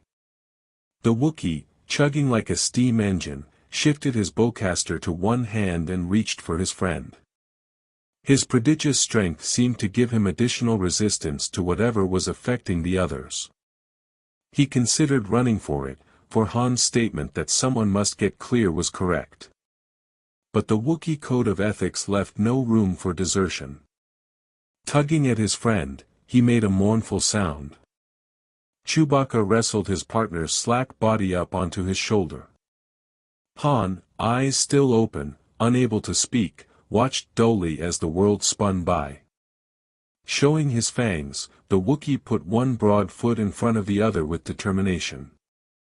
After a gallant struggle that brought him almost to the edge of the field, Chewbacca sank to his knees, nearly struggled up again, then pitched forward. Han regretted numbly that he couldn't tell his friend what a good try it had been. Bo Lux now found himself in a crisis of decision. All actions and inactions pointed to members of the group coming to harm or dying. Resolving a course of action nearly burned out his basic logic stacks. Then the droid put Skinks down, and the Rurian curled up into a ball by reflex. Bo Lux began the task of dragging Han Solo to safety. The pilot was, in the droid's evaluation, the one most likely to aid the others by virtue of his talents, turn of mind and stubbornness. As it happened, Chewbacca's fall had left Han in a position from which he could see Bo Lux approach. He wanted to tell the droid to take Chewbacca instead, but could form no words.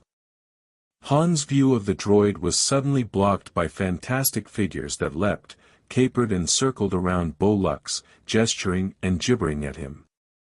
They were dressed in bright costumes that were half uniform, half masquerade costume, and wore fantastic headgear, elaborate contrivances that suggested both helmet and mask. Even in his stupor Han registered the fact that they carried firearms of diverse types. Han thought them to be humans.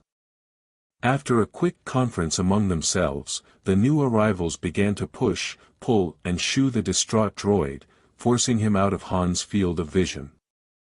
The pilot was unable to move his head to follow the action. A masked head thrust in close to him, examining him, but Han couldn't move back or even flinch. The globular mask bore a strong resemblance to a high-altitude or spacesuit helmet, but many of the details of instrumentation, pressure valves, hookups and couplings were painted on. The air hoses and power supply cords were useless tubes that dangled and swirled as the mask moved. Unintelligible words in a male human voice rang hollowly. Han felt himself being lifted, but distantly, as if he had been packed in a crate of dunnage beads. Incidental views showed him that the same was happening to all the others except Bo Lux, who seemed to have disappeared altogether. Then came a ride of uncertain duration.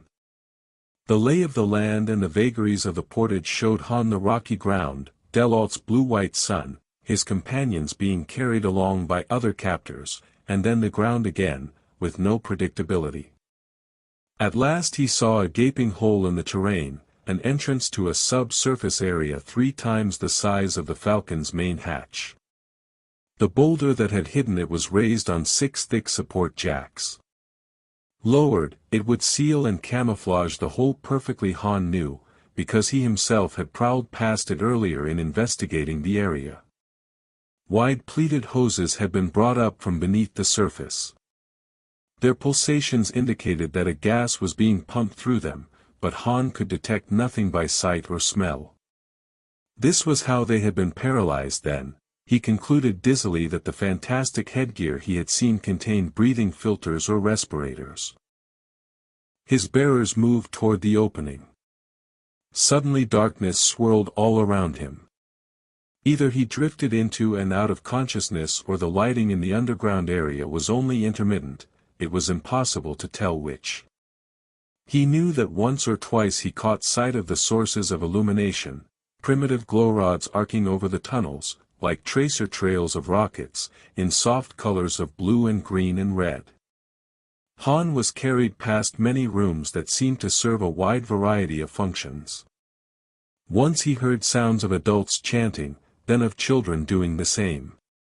There were the rhythms of heavy machinery, whirring turbines and banging switching panels, racing gears and the spitting, crackling openings and closings of massive power bars. He smelled foods that were strange to him, and people with all their various odors. He tried to concentrate, either to find a way out of his predicament or to experience his last moments fully, but instead kept drifting into passivity. His first indication that the paralysis was wearing off was when he was unceremoniously dumped onto a cold stone floor. He didn't quite let out a yelp but came close. He hurt where he had hit, his shoulder, back and rump. He heard someone, Badur he thought, groan. Han tried to sit up. A bad mistake, a flare ignited in his forehead. He lay back down, knowing now what had elicited Badur's groan. He clasped his forehead, a major victory of movement, and ran his tongue over his teeth, checking to see if fungus were really growing there. Suddenly an enormous shaggy face was hovering over him. Chewbacca hauled him up by great fistful of his flight jacket and sat him up against a large stone. Han's faltering hand went automatically to his holster and found it vacant. That frightened him, but galvanized him as well. He clamped both hands to his head, whispering so that it wouldn't come apart. Best time to escape's the soonest, he told his first mate. Kick the door over and let's leg it. His friend irked with a disgusted gesture to the door. Han made a major effort and looked up, setting off little shooting stars on the periphery of his vision. The door was barely discernible, an oblong of stone fitted into the walls so tightly that barely a hairline crack showed. There was a glow rod on either side of it, but the rest of the room was unlit. Han frisked himself, no tools, no weapons, not even a toothpick. Badur and Hasty had been dumped together. Skinks was still rolled in a tight ball, but of Bolux there was no sign. The Wookiee plucked Han to his feet, and the pilot moved to one of the glow rods and pulled it from its socket. The filament retained enough power to run independently for some time. Han moved farther into the chamber, waving the light as he explored. His partner trailed behind, huge fists ready. Check the size of this place, Han found the breath to whisper. The Wookiee grunted. The stone ceiling arced away into the gloom beyond the light. Han came upon row after long row of low stone monoliths, about the height of his sternum, twice as wide as they were high. He couldn't see an end to them. A voice behind them made both partners jump. Where are we? It was Hasty, who had just recovered enough to rise and follow. And what are those things? Shelves. Work tables. Runways, Han added, wincing at the throbbing in his head. Paperweights? Who knows? Let's look the rest of this granite gymnasium over. At least, he thought, moving about would help counteract the paralysis. Best to let the others rest for now. But a search of the gargantuan room, which was about the size and shape of a medium spacecraft hangar, yielded no other doors, no other features at all, simply a vast space filled with the stone slabs. The whole mountain's probably hollow, Han conjectured, keeping his voice low. But I don't see how those hopping half-wits we saw could have done it. They started back toward the door. Chewbacca uttered a low sound. Han translated. He's saying how dry it is in here.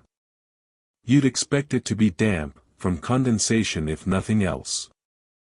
Their footsteps clacked and echoed.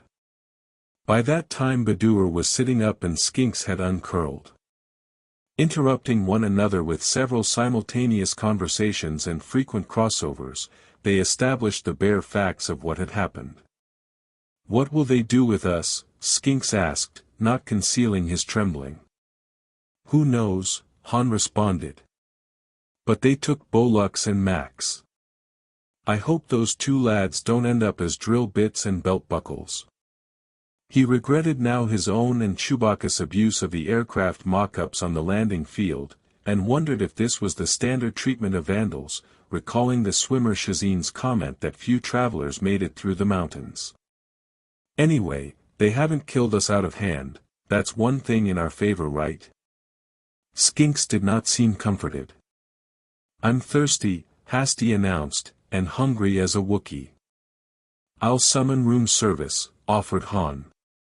Marinated range squab for 4, and a few magnums of chilled tile. We'll get the place redecorated while we're at it. She snorted. You should get the autovalet solo, and feed yourself into it, you look like a jet juicer just off an 8-day twister.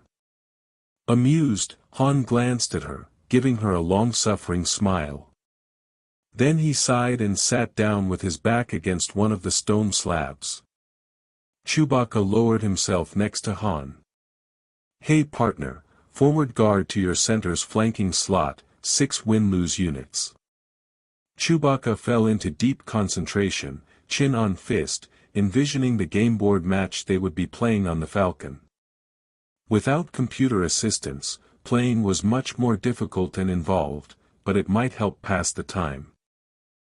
Hasty went to stand before the chamber's single door. Han looked up and saw that her shoulders were shaking, as was the glow rod she held in her hand. He got up and went to comfort her, assuming she was weeping, but she pushed his hand away, and it dawned on him that she was trembling in anger.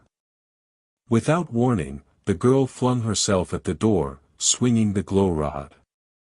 It burst into splinters and a shower of sparks and blazing shards.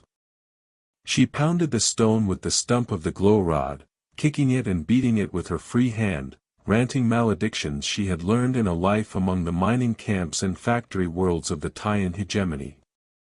Han and Badur approached her when the worst of her rage seemed spent. Nobody's locking me under some old mountain to rot, she yelled. She swung randomly at the men with the battered stump of the glow rod, and they found it more politic to duck than to grapple. Part of that treasure's mine, and nobody better try to cut me out of it. Puffing, drained, she shuffled over to where the Wookiee sat. Chewbacca had watched the proceedings curiously. Hasty dropped the glow rod stump and sat down next to the Millennium Falcon's first mate. Han was about to say something, if only to comment on the intensity of her avarice, when a glissando from Skinks's flute sounded through the room. The Rurian still wore his instruments. They had been cradled to his middle, concealed by his woolly coat, when he had curled up. He was tuning them in an absorbed way, shutting out his current distress, having perched on the slab against which Chewbacca and Hasty sat. Han went to listen while Badur stayed at the door to study it with the remaining glow rod. In the half-light, skinks played a haunting tune full of longing and loneliness. Han dropped down next to Hasty and together they listened. The music made strange play with the acoustics of the vast space. Skinks paused. "This is a song of my home colony, you see. It's called, By the Banks of the Warm Pink Skag. It's played at cocoon weaving time, when the cycle's crop of larvae gather to go chrysalis. At the same time the previous cycle's cocoons open and the chromowings come forth to exude their pheromones, which draw them to one another. The air is sweet and light then, gaiety is there. A large globule of emotion secretion gathered at the corner of each faceted red eye. This adventuring has been educational, but most of it is nothing more than danger and hardship a very long way from home. If I were ever to come to the banks of the Skag again, I would never leave." He resumed playing the sad melody. Hasty, gazing vacantly into the darkness, was disheveled, but looked attractive nonetheless, nearly as pretty as when she had been gowned and primped on board the Falcon. Han slipped an arm around her and she leaned against him, scarcely noticing him. "Don't fold until the hand's over," he encouraged her quietly. She turned to him with a labored smile, brushing her dirty fingers against his stubble of beard, tracing the raw scar across his chin. "You know, this is an improvement, Solo. You're not slick now, not so smooth and careless." He leaned toward her and she didn't turn away. And then he kissed her. There was some question as to who was more surprised. Without parting, they settled into a more comfortable embrace, and gave the kiss serious attention. Skinks's music carried them along. She shoved herself free at last. "Han, oh, stop it, please stop." He retreated, confused. "The last thing I need is to get involved with you."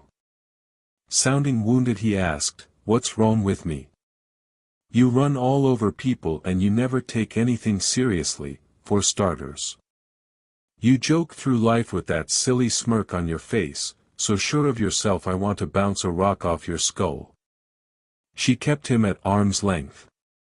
"Solo, my sister Lanny inherited Dad's guild book, so she had pilot status here in the tie-in. But I had to work any job I could get. Mess hand, housegirl, Senate crew, I've done them all in the camps, the mines, the factories. I've seen your type all my life. Everything's a big laugh, and you can charm the daylights out of people when you feel like it, but you're gone the next day and you never look back. Han, there are no people in your life." He protested. "Chewie is your friend," she cut him off, "but he's a Wookiee. And you've got that pair of mechanical cohorts, Max and Bolux, and that hotshot starship of yours, but the rest of us are temporary cargo. Where are the people, Han?" He started to defend himself, but she overrode him. Chewbacca, intrigued, forgot about his next game board move. "I'm sure you drive the portside girls wild, Solo, you look like you just stepped out of a holo thriller. But I'm not one of them, never was, never will be." She softened a bit. "I'm no different from skinks. On my birth world there's a stretch of land my parents used to own. I'm going to get my cut of the treasure, I swear on my blisters, and buy it back if I have to purchase the whole planet. I'll build a home and take care of Badur, because he took care of Lanny and me. I'll have things of my own and a life of my own. I'll share it if I meet the right man, but I'll live without him if I don't. Solo, light housekeeping in a starship isn't my idea of a dream come true." She drew away from him and went to join Badur, pushing her fingers through the tangles of red hair. Skinks finished his sad song, then lowered his flute. "I wish I could see the home colony one more time, the air filled with the chromowings and their pheromones and the sounds of their wooing." "What would you wish for, Captain Solo?" Staring absently after Hasty, Han shrugged. "Stronger pheromones. Skink started. Then, sides rippling, began chortling in the Rurian version of convulsive laughter, issuing chittering, high-pitched giggles. Chewbacca loosed a sustained howl of amusement, slapping his thigh with a huge paw, his mane shaking. That started Han chuckling ruefully. He reached up and gave Skinks a push. The Rurian rolled over onto his back, tittering and kicking his short limbs in the air. A guffaw exploded from Badur, and even Hasty, shaking her head in exasperation, shared the joke.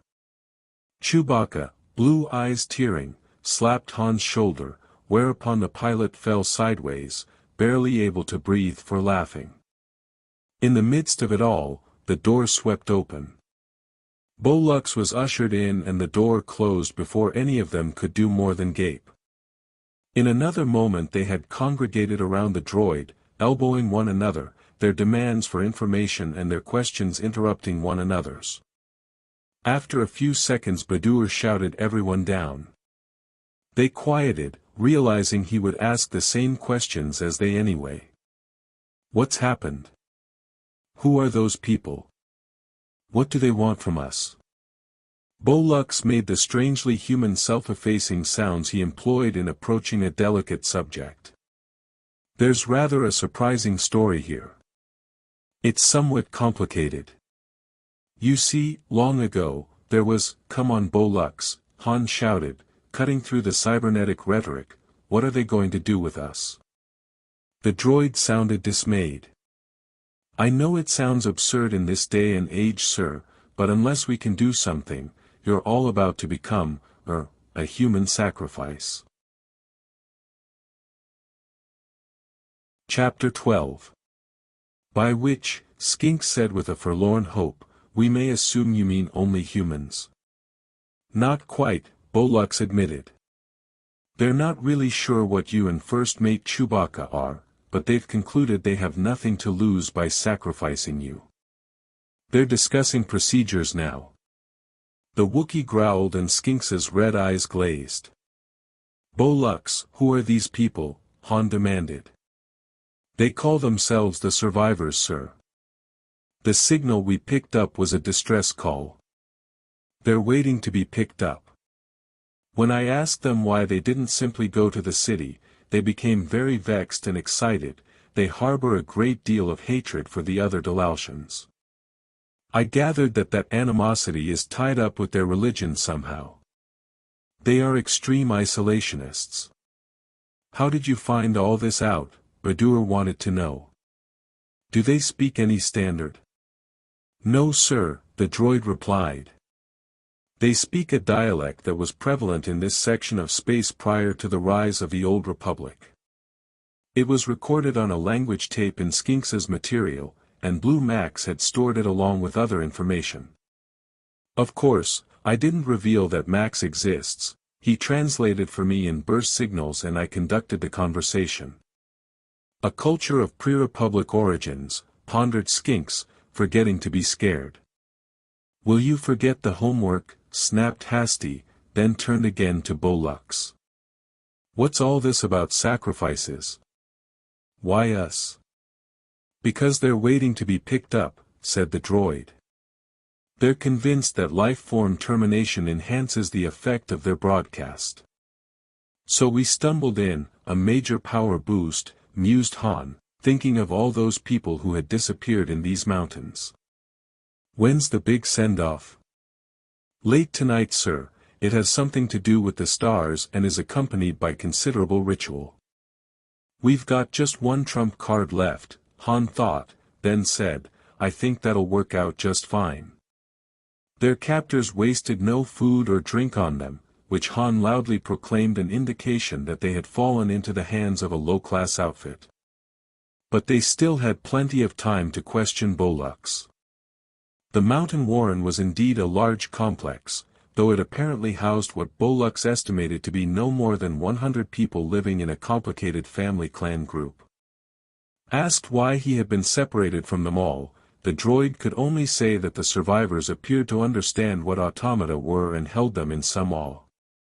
They had been adamant about the need to go forward with the sacrifice, but had bowed to his demands that he be permitted to see his companions. On the details of the sacrifice Bolux was less clear. Ceremonial objects and equipment were being moved to the surface even as they spoke. The sacrifice was to take place on the mock-up landing field. Although the droid had been unable to locate the confiscated weapons, the captives decided that any attempt at escape would have a better chance of success if made on the surface. Han revealed his plan to the others, vague as it was. "There are a lot of things that could go wrong," Hasty protested. Han agreed. "The worst of which is getting sacrificed, which will happen anyway." "How long until nightfall?" She consulted her wrist chrono. There were many hours yet. They decided to rest. Chewbacca barked his gameboard move to Han, then settled down for a nap. Badur followed suit. Han scowled at the Wookiee, whose gameboard move was extremely unconventional. "Just because we're going to be sacrificed, you're playing a reckless game now?" The Wookiee flashed his teeth in a self-satisfied grin. Skinks appeared to be in deep conversation with Bolux, using the obscure dialect the survivors spoke. Hasty had gone off to commune with her thoughts, and Han decided not to bother her. He wished urgently that the group could take some immediate course of action to dispel any brooding. None was available, so he settled into that, for him, most difficult of all tasks, waiting. The opening of the door brought Han out of a troubled sleep filled with visions of strangers doing terrible things to the Millennium Falcon. Then, abruptly, survivors wearing their extravagant costumes dashed into the quiet chamber, carrying glow rods and weapons, making resistance sheer folly. Their weapons were a fascinating assortment: ancient beam tubes powered by heavy backpacks, antiquated solid projectile firearms, and several spring-loaded harpoon guns of the sort the lake men used. Han's worst fear, that the survivors would use their anesthetic gas again and thus preclude any action on their captives' part, was unrealized. He found himself breathing easier for that. He had no intention of ending his life passively. With shouted instructions and gesticulations the survivors herded their captives out of the chamber. They formed a forward and rear guard, keeping their weapons trained watchfully so there would be no opportunity for mishap. Chewbacca rumbled angrily through it all and nearly turned on one survivor, who had jabbed the Wookiee with a harpoon gun to hurry him along. Han restrained his friend. All the other survivors were out of reach, and there was no place to hide in the stone corridors. They had no choice but to move as ordered. This time Han got a clearer impression of the underground warren. The corridors, like the chamber in which they had been held, were carefully and precisely cut, arranged along an organized central plan, their walls, floors and ceilings fused solid to serve as support. Thermal plates warmed them, but Han could see no dehumidifying equipment, though he was certain it must exist. Everything implied a technology in excess of what the survivors seemed capable of fully utilizing. Han was willing to bet these capering primitives did simple maintenance by rote and that the knowledge of the original builders had been lost long ago. He saw unhelmeted survivors for the first time, main-breed humans who, aside from an unusual number of congenital defects, were unremarkable. The prisoners passed heated well-lit hydroponic layouts. The glow rods and thermal plates in them made Han wonder about the power source, something suitably ancient, he presumed, perhaps even an atomic pile. Badur's thoughts had been paralleling his own. Regression, the old man said. Maybe the base was built by stranded explorers, or early colonists. That wouldn't explain their unreasoning shunning of the other Dalaltians, Skinks put in. They must have taken elaborate precautions to avoid notice all this time. Even in these desolate. He was silenced when a survivor singled him out with the end of a beam tube, gesturing with unmistakable fury. Conversation stopped. Han saw that Bolux had been right. The warren had clearly been built for many more people than now occupied it. In some stretches, Light and heat had been shut down to conserve power or had failed altogether. They passed a room from which odd rhythmic sounds issued. For just an instant when he drew even with the doorway, Han had a view of the interior. Colored light strobed in the darkness, flashing on the walls and ceiling in arresting swirls and patterns. Someone was chanting in the survivor's tongue. Underscoring the chant was the pulsing of a transonic synthesizer, as much felt as heard. Han almost stopped short and had to step quickly to keep from being jabbed with a harpoon, thinking, hypno-imprinting. Crude version, but completely effective if you catch your subjects early enough. Poor kids. It explained a lot. Then they felt cold night air on their faces and their breath crystallized before them. They left the survivors' warren by a different door than that by which they had entered. The mock-up landing field was a different sight in the night than it had been during the day. It was now a scene of barbaric ceremony. The stars and Delalt's 2 moons brightened the sky, glow rods and streaming torches lit the entire area, reflected by the sides of the dummy aircraft. At the edge of the ritual field, by the steep snowfield that sloped to the valley below, a large cage had been erected, a pyramid of bars, assembled piecemeal. Its door was a thick solid plate, its lock in the center, inaccessible from within the cage. Near the cage was a circle of gleaming metal, broader than Han was tall, suspended from a framework, suggesting an enormous gong.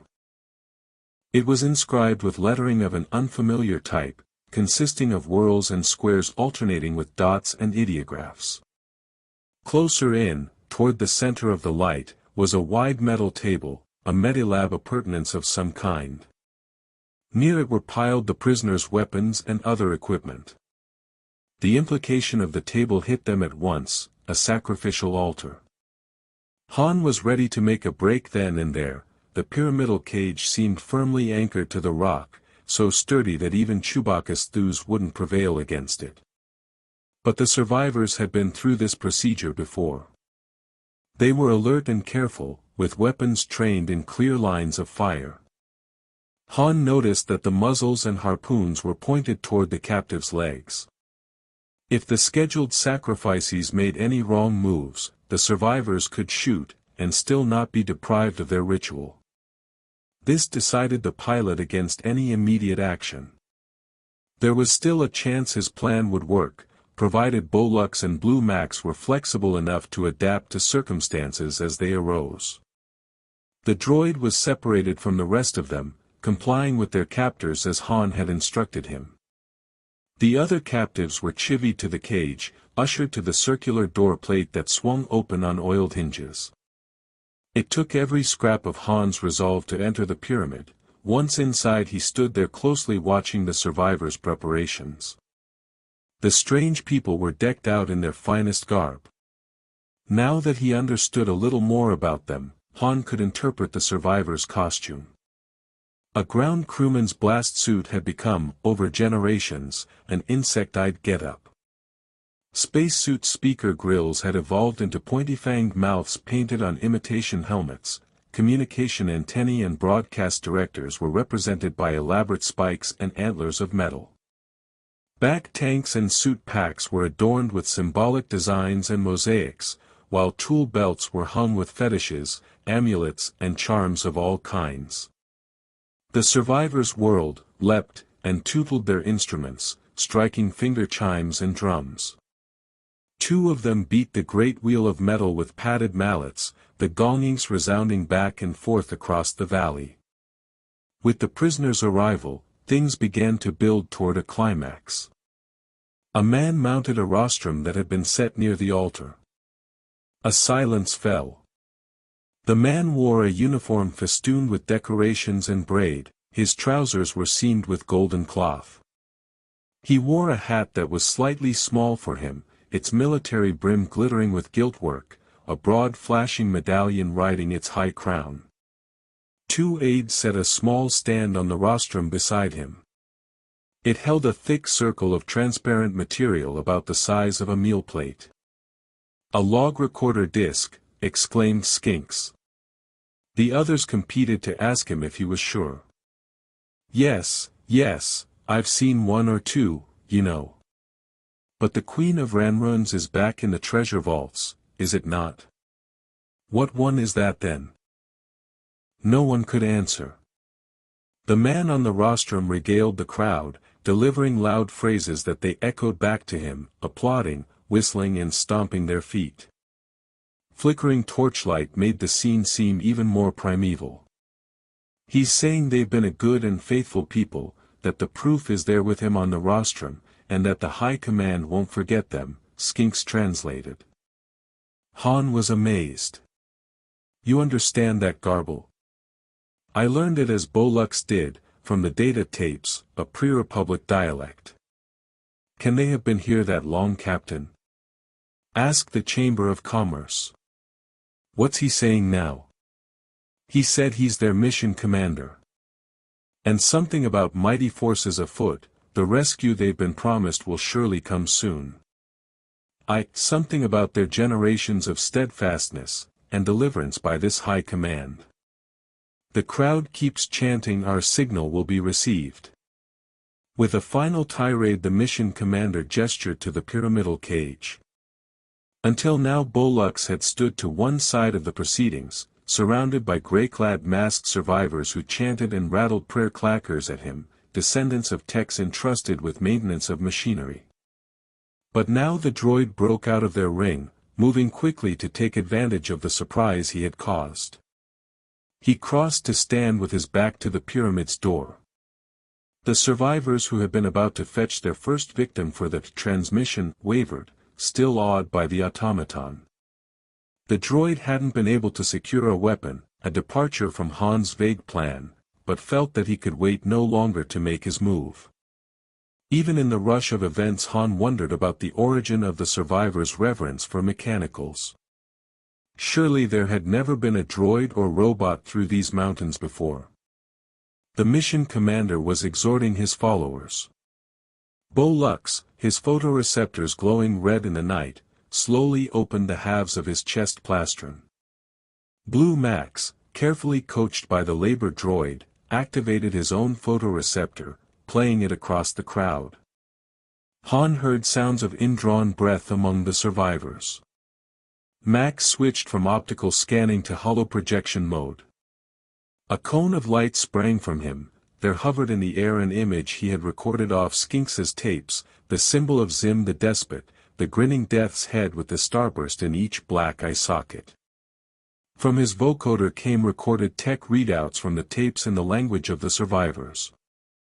The crowd drew back, many of them thrusting their thumbs at Bolux to fend off evil. Max put forth more images he had taken from the information Skinks had compiled, an ancient fleet of space battlewagons in flight against the stars, the brilliance of a full-scale engagement with exploding missiles, flaring cannon fire, and probing lasers, battle standards passing in review, displaying unit colors that had been forgotten long ago. The entire time, the droid was surreptitiously edging to the pyramidal cage's door. While the crowd was riveted to Max's performance, Bolux manipulated the door's handle behind his back. A yell went up from the assembled survivors just as Bolux succeeded in throwing the bolt on the stubborn lock. Blue Max had projected a halo of the war robot's cranial turret that Skinks had brought on board the Millennium Falcon. Max held the image, capitalizing on their response, rotating it to show all sides. The survivors jabbered animatedly among themselves, moving back from the frightening ghost hollow. Bolux stepped away from the cage door. Max began running through all the other visual information he had stored about Zim's war robots. Schematics, manual extracts, records of the ponderous combat machines in motion, close-up details of construction and full-length views. All the while, Bolux moved slowly forward. Step by step the crowd yielded ground, seemingly hypnotized by Max's projections. In the excitement and poor light nobody noticed that the cage door was now unlocked. He may not be able to hold them much longer, Han whispered. Bolux was now at the center of a near circle of survivors. Time to jump, Badur said. Han agreed. Make your way to the edge of the field. Nobody stops for anybody else, understood? Hasty, Badur and even Skinks nodded. Unarmed, they could do little except run from the survivors. Each individual would be responsible for his own life, stopping to give aid would be suicidal and expected of no one.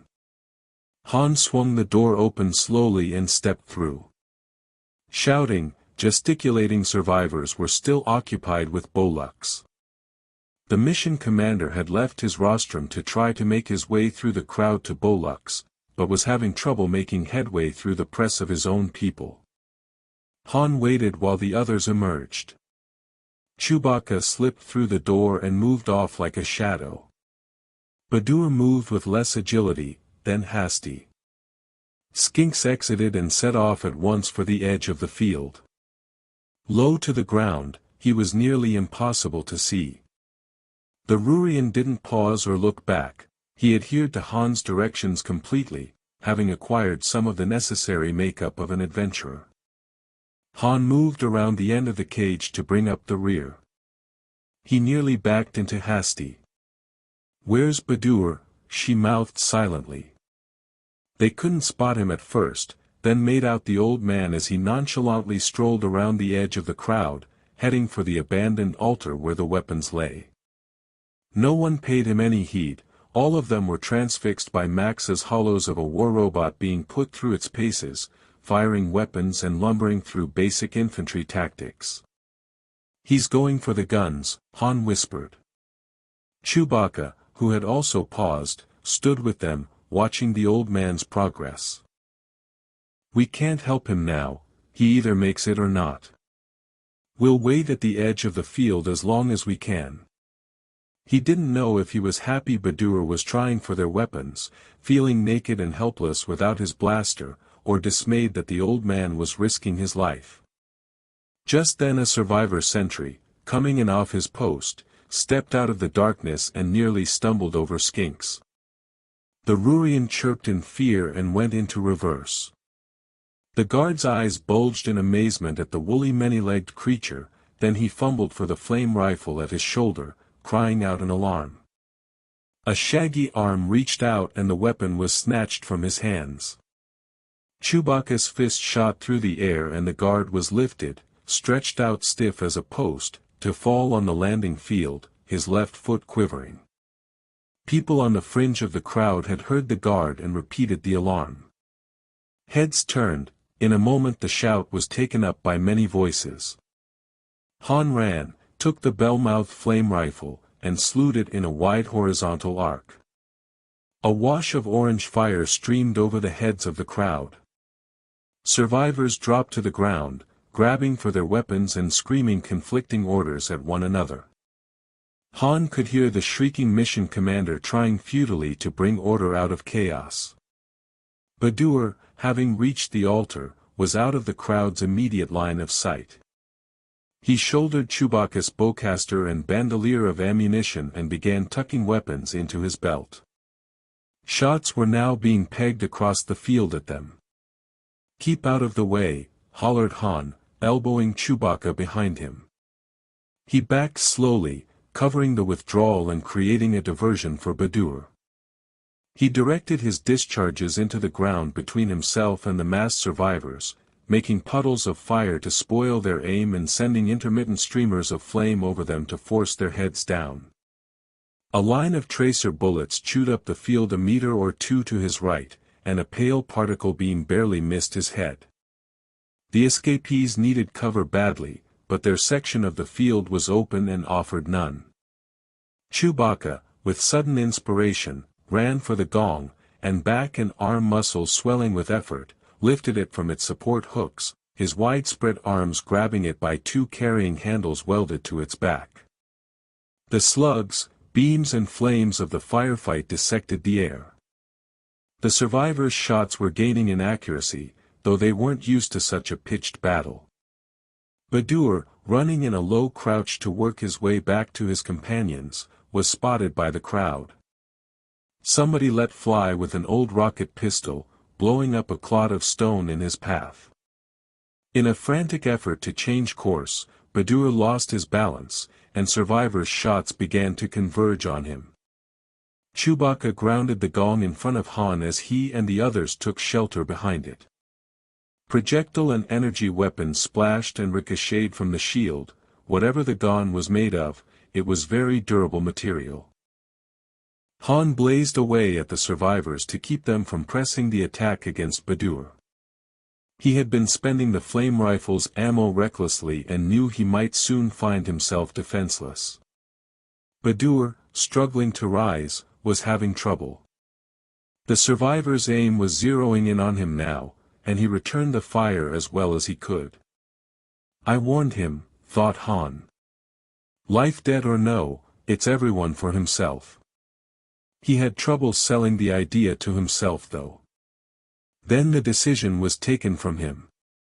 Issuing a deafening Wookiee battle cry, Chewbacca moved off, holding up the gong to protect himself. Han looked back and saw that Hasty and Skinks were watching him. The girl, he thought, would surely run to help Badur if he didn't. Don't just stand there, he snarled. Get to cover.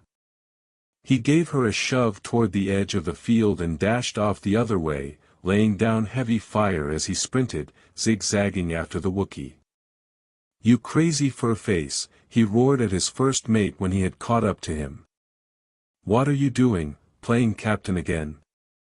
Chewbacca took a moment from angling and maneuvering the gong for an irritated explanatory growl. Life debt, Han exploded, dodging around his friend into the open to snap off a pair of quick shots. And who pays up if you lose us ours? But he maintained his fire, side-skipping along behind the straining, gong-toting Wookiee and bounding from cover to either side of him to get off a shot or two. Flames lit the scene, and the air was smoky and hot from the firefight. The flame rifle's discharges were growing weaker, and its range was decreasing. Skirting a section of field torn and ruptured by the battle, they finally reached Badur, who was pressed down flat on the ground, shooting with a pair of long-barreled power pistols. Chewbacca heaved the gong between the old man and the oncoming shots. Han coaxed a last feeble flicker from the flame rifle, then threw it aside. Dropping to one knee, he helped Badur up. Last bus is leaving now, Lieutenant Commander. I'll take a one-way on that, panted Badur, adding, glad you could make it, boys. Han snagged his own blaster from Badur's belt, and a sudden confidence steadied him. He stepped into the clear, crouched low, and let off a series of quick shots. Two survivor marksmen who had been taking careful aim with heavy particle beamers fell away in different directions, their wounds smoking. Han ducked back, waited a beat, then stepped into the open again on the same side of the gong, eluding the aim of those who had been waiting to see him emerge on the opposite side. His bolts dropped two more enemies from the ragged firing line. But survivor flankers could be seen in the wavering light, fanning out to either side in an effort to cut off retreat. Let's jump, Han cried. Chewbacca began backpedaling, still holding the gong, and headed for the field's edge as Badur and Han kept up the most intense fire they could, pinning down the survivors facing them and impeding the flankers. Their energy weapons lit the night, answered by bullets, blaster bolts, needles, harpoons, particle beams and gushes of flame. Han occasionally assisted the Wookiees' progress with a judicious shove. Someone came toward them. Badur nearly burned the silhouetted form before Han batted the power pistol aside. Bolux. Over here. The droid somehow made it to the gong's cover. They withdrew step by hotly contended step. A group of survivor flankers was nearly in position to enfilade them, crouching by the antenna mast. Badur held both long-barreled weapons up side by side and fired at the flankers. Men fell and the instrument shorted out, the mast's power supply was drained in a swirl of energy, and the mast fell, wreathed in crackling discharges. It crashed into the rostrum, and rostrum, frame and log recorder disc went up in flames. Han heard his name called. Skinks and Hasty crouched at the edge of the field. Firing and scrambling, the others joined them. "We can't retreat down that snowfield, it's too steep," Hasty declared, "and even Chewbacca couldn't carry that gong down. We'd make perfect targets out there." Han dealt out a few more shots, pondering her reasoning and their lack of alternatives. Then Chewbacca, surveying the situation, barked a quick scheme to him. "Partner, you are crazy," Han exclaimed, not without a certain respect. But he saw no non-fatal alternative. "What's keeping us?" He pulled the others closer and explained the plan. They readied themselves, having no time for fear or doubts. Then Han yelled, "Chewie! Go!" The Wookiee backpedaled to the edge of the field, whirled, stooped and laid the concave gong down, its curved surface indenting the hard icy snowfield. Han fired furiously. Badur dropped awkwardly onto the gong and grabbed a carrying handle. Bolux climbed onto the opposite side of the rim, locking servogrips onto two more handles. Skinks swarmed aboard and clung tightly around the droid's neck, antennae flailing. Hasty braced herself next to Badur, and Chewbacca had to brace his broad feet in the snow at the tug of the gong's weight. Han still stood, keeping up a heavy volume of fire. He shouted, "I'll pile on last." Chewbacca didn't take time to argue. He swept out one long arm, gathered his friend in, like a child, and threw himself onto the gong. Shots from the survivor flankers crisscrossed overhead. The Wookiees' impetus and weight gave them a quick start. The gong gathered speed, spinning and sliding as it cut along the icy slope.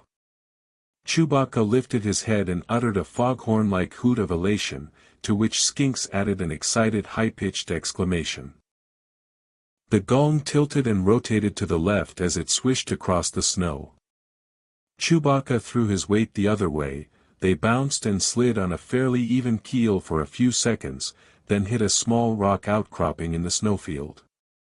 They were airborne, all hands seeking a grip and flailing to stay aboard. To fall from the gong now and slide the rest of the way without protection would mean severe laceration by ice shards and shattered bones from the hardened patches and rocks. They came down again with a breath-stealing jolt. Everyone miraculously contrived to cling to the bucking jarring gong. Han grabbed Hasty, who in helping Badur had nearly lost her own grip. The Falcon's master encircled her waist with his free arm while she clenched a handful of Badur's flight jacket. Badur, in turn, had locked legs with Chewbacca, helping the Wookiee steer by leaning and tugging at the handles. Chewbacca, like the others, could barely see. Their headlong speed through the icy air had stung everyone's eyes to tears and was numbing their exposed skin. In leaning abruptly to the side, the Wookiee succeeded in guiding their mad descent around a prow of stone that would have smashed them all, but in the process he lost his balance. Bolux quickly shifted his central torsional member and secured his legs around the Falcon's first officers. Badur held on to Chewbacca too, reaching out with a free hand to help steady the Wookiee. But in doing so he saw he was about to lose Chewbacca's bowcaster and bandolier. He cried out, his words stolen instantly by the wind, but Han was busy clinging to a handle and hanging on to Hasty and she to Badur, while Badur and Bolux were committed to keeping Chewbacca aboard. Meanwhile, the Wookiee devoted all his attention to what could only in the most ludicrous sense be termed steering. And so Skinks, facing the fact that only he was free to act, released his grip on the droid with all but his last set of limbs. He was dragged around at once, very nearly snapped like a whip, reaching with his free extremities. Just as Badur's scrabbling efforts to hang on to the bowcaster failed, Skinks got close enough to grasp the weapon and was abruptly thrown in the other direction as the gong changed course again. The small Rurian now clung to his only mainstay, Bolux, by the digits of his lowermost limbs, which clenched precariously on the droid's shoulder pauldron. But he determinedly hung on to the weapon and ammunition, knowing they might be needed badly and that there was no one to catch them if he failed. With each bump and rotation of the gong, Skinks felt his grip loosening, but he hugged his burden resolutely. One by one, he began to find purchase for his other limbs. Chewbacca felt him fumbling, shifted his leg as much as he was able, and Skinks managed to fasten 2 sets of limbs to the Wookiee's thick knee. They were at the steepest part of the insane plunge, shearing through the snowfield, rocking in furrows, and smashing out of depressions in the surface.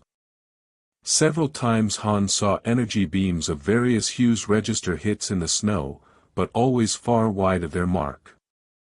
As targets go, we must be pretty fast and furious. He clung doggedly, fingers, ears and face numbed by the cold, eyes streaming a constant flow of tears. "My fingers are slipping," cried Hasty with unmasked fear. "I can't feel them." Han knew with a sense of utter futility that he could do little to help her. He gripped her as tightly as he could, hoping that his frozen fingers would hold. Badur yelled, "We're slowing down." Chewbacca bellowed pure joy. Hasty began to half laugh, half sob. The gong had reached a gentler portion of the slope close to the foot of the snowfield and was losing speed moment by moment. The bumps and jolts became less dramatic, the spinning less pronounced. In seconds they were coasting.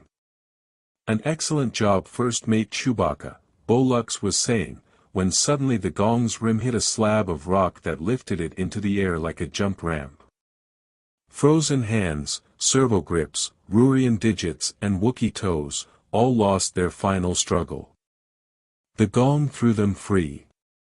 Human bodies, the tubular Skinks, a yowling Chewbacca and gleaming Bolux sailed through the air on assorted trajectories, cartwheeling, tumbling, spinning and falling.